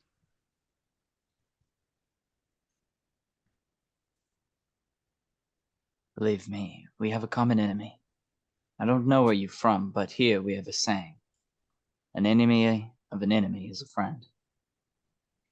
And as long as these illithids are alive, you can guarantee that we can be working well together. Promise. He kind of gives her a look like, yeah, okay. But he accepts. I should also mention to you, what was the name, Voss? That one of our dear friends and fellow adventurers has been taken somehow by these illithids, you call them. We definitely have a vested interest. In fact, we were setting out to find him as we came across you. Really? Then perhaps Flocka has a plan for you yet. Corrects. If your friend really has been taken by the illithids, chances are we aren't going to get to him fast enough. And he's kind of meh. But that might be a motivator for you, wouldn't it? Well, maybe we can get to him faster if we stop talking about it and just get on with it. Fuck yeah, Sapphira. I actually agree, Karak. Let's proceed, shall we? Gotta lay How down fast- some ground rules first. We can do that while we're talking. Hope you can Well, run fast enough to keep up with the sleds. I was gonna say you're walking. Valen will sort of take an arm and take a hand and hold on to Quintus's arm and says, "He does seem like a capable warrior." Yeah, exceedingly stupid throwing himself at a Bahir by himself, but I know She will one like lean that. in. She will lean in closely and whisper, and she will say, "If he is in the front, we are safer that way."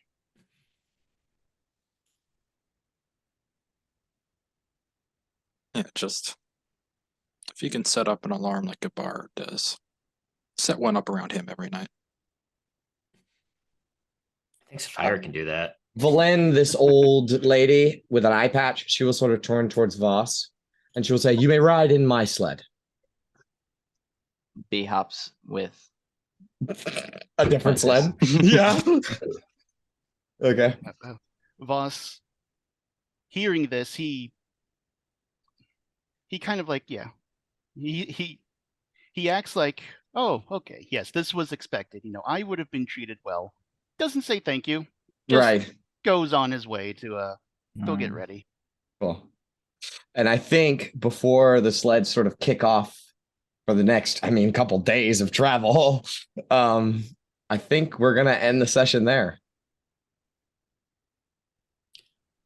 All right. I was gonna say Okay. ground rules. Stop using whatever slang terms you're referring to us as. We're the Snowdrifters. Show us some damn respect. I don't think so. So that was Voss. And Eric will be joining us for a couple of sessions. Hell many we yeah. need. Oh boy. So that was good, right? I Love it. wish I would have fucking put money on a Gith before I knew. I fucking knew it. Come on, man. I said silver sword like 15 times. Yeah, No, I on figured his it on was his too. player character, I had no idea he was gonna be the same guy, but I knew he was gonna be a Gith. Oh, really? Yeah, I was watching the Matt Colville campaign diaries recently, and he did a very similar thing in his campaign Oh, really?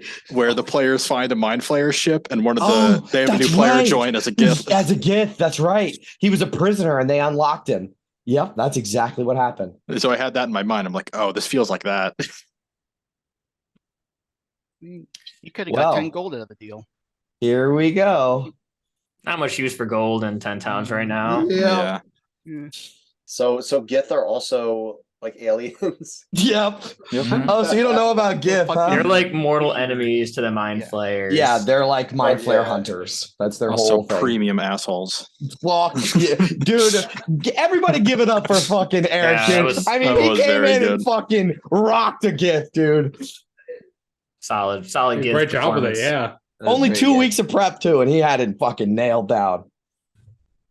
I did Yeah, a what voice is and it? everything. By the way, second real not even a real campaign. Yeah.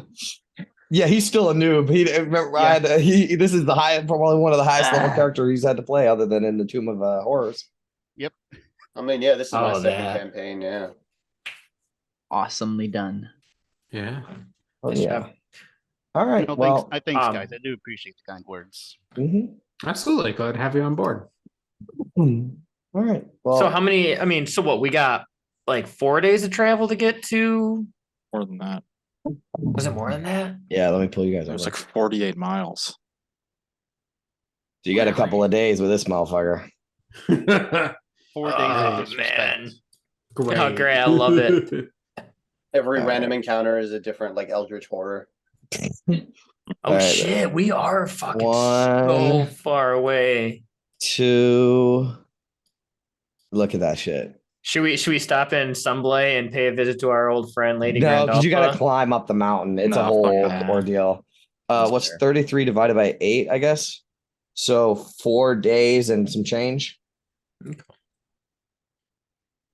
I mean, we can basically hand wave most of that. Like, we're just going to do our little random encounter thing till we get there. Mhm. There might be some trouble along the way, but that's basically it. All right. All right, fucking That give was- Yankee, huh? All right. I'm sure that can't end poorly between V and Voss. I appreciate you guys trying to talk it out with him, though. I knew it was going to be a struggle. Like, I tried to warn you guys. Like, I knew it was going to be hard. But you Yeah, guys, I was just trying to think what Quintus would do besides just cast suggestion or something and tell this dude Right. to fuck off. I really appreciate that. Go walk for 8 hours north in the snow. So, Honestly, if you would have attacked him, I would have completely understand. Honestly, he is worth attacking. yeah, he's Let's kind of a face it. douche. Oh, it's not even kind of a douche. Oh my god, you don't know about like the whole Githyanki backstory. Should we go into it now? No. Don't tell him nothing. Character. Don't Yeah, tell him Tales by the nothing. campfire. Tales by the campfire. Tales by the campfire. Tales by the campfire. Yeah, save it for a long Campfire. rest. Yeah, Oh, I've played wow. enough Baldur's Gate with Lae'zel in my party to get an idea. You're right. She's always the first one I boot because she just fucking annoys me. Yep, that's Voss for you. I wanted him to be the most Githyanki possible. Yeah, I mean, Illiken will have many questions for this character because it's like so it's so out of left field for him. Like these things coming from like outer space, which he doesn't even understand. Yep. Well, it's like Sapphire and him are gonna be so similar and so different, like at the same time. It feels Right. Mm. Yeah. Like Both literally, Hadeless is, Sapphire but had he's, an like, almost not exact same super active. conversation. Cool. Cool. Fun. We fucking got him. We got V. Good job, boss. You did a great job. Good. We fucking nailed her, dude. Yeah. All right. Well, that was a session. Good game, everybody. I want Nate to stay behind just a split second. So everybody else, Sure. good game. I'll see you guys next week, including All Eric. right. See you All guys. right. Next week. I'll see See ya. you See y'all guys. later. Have a Bye, good guys. weekend. Yeah.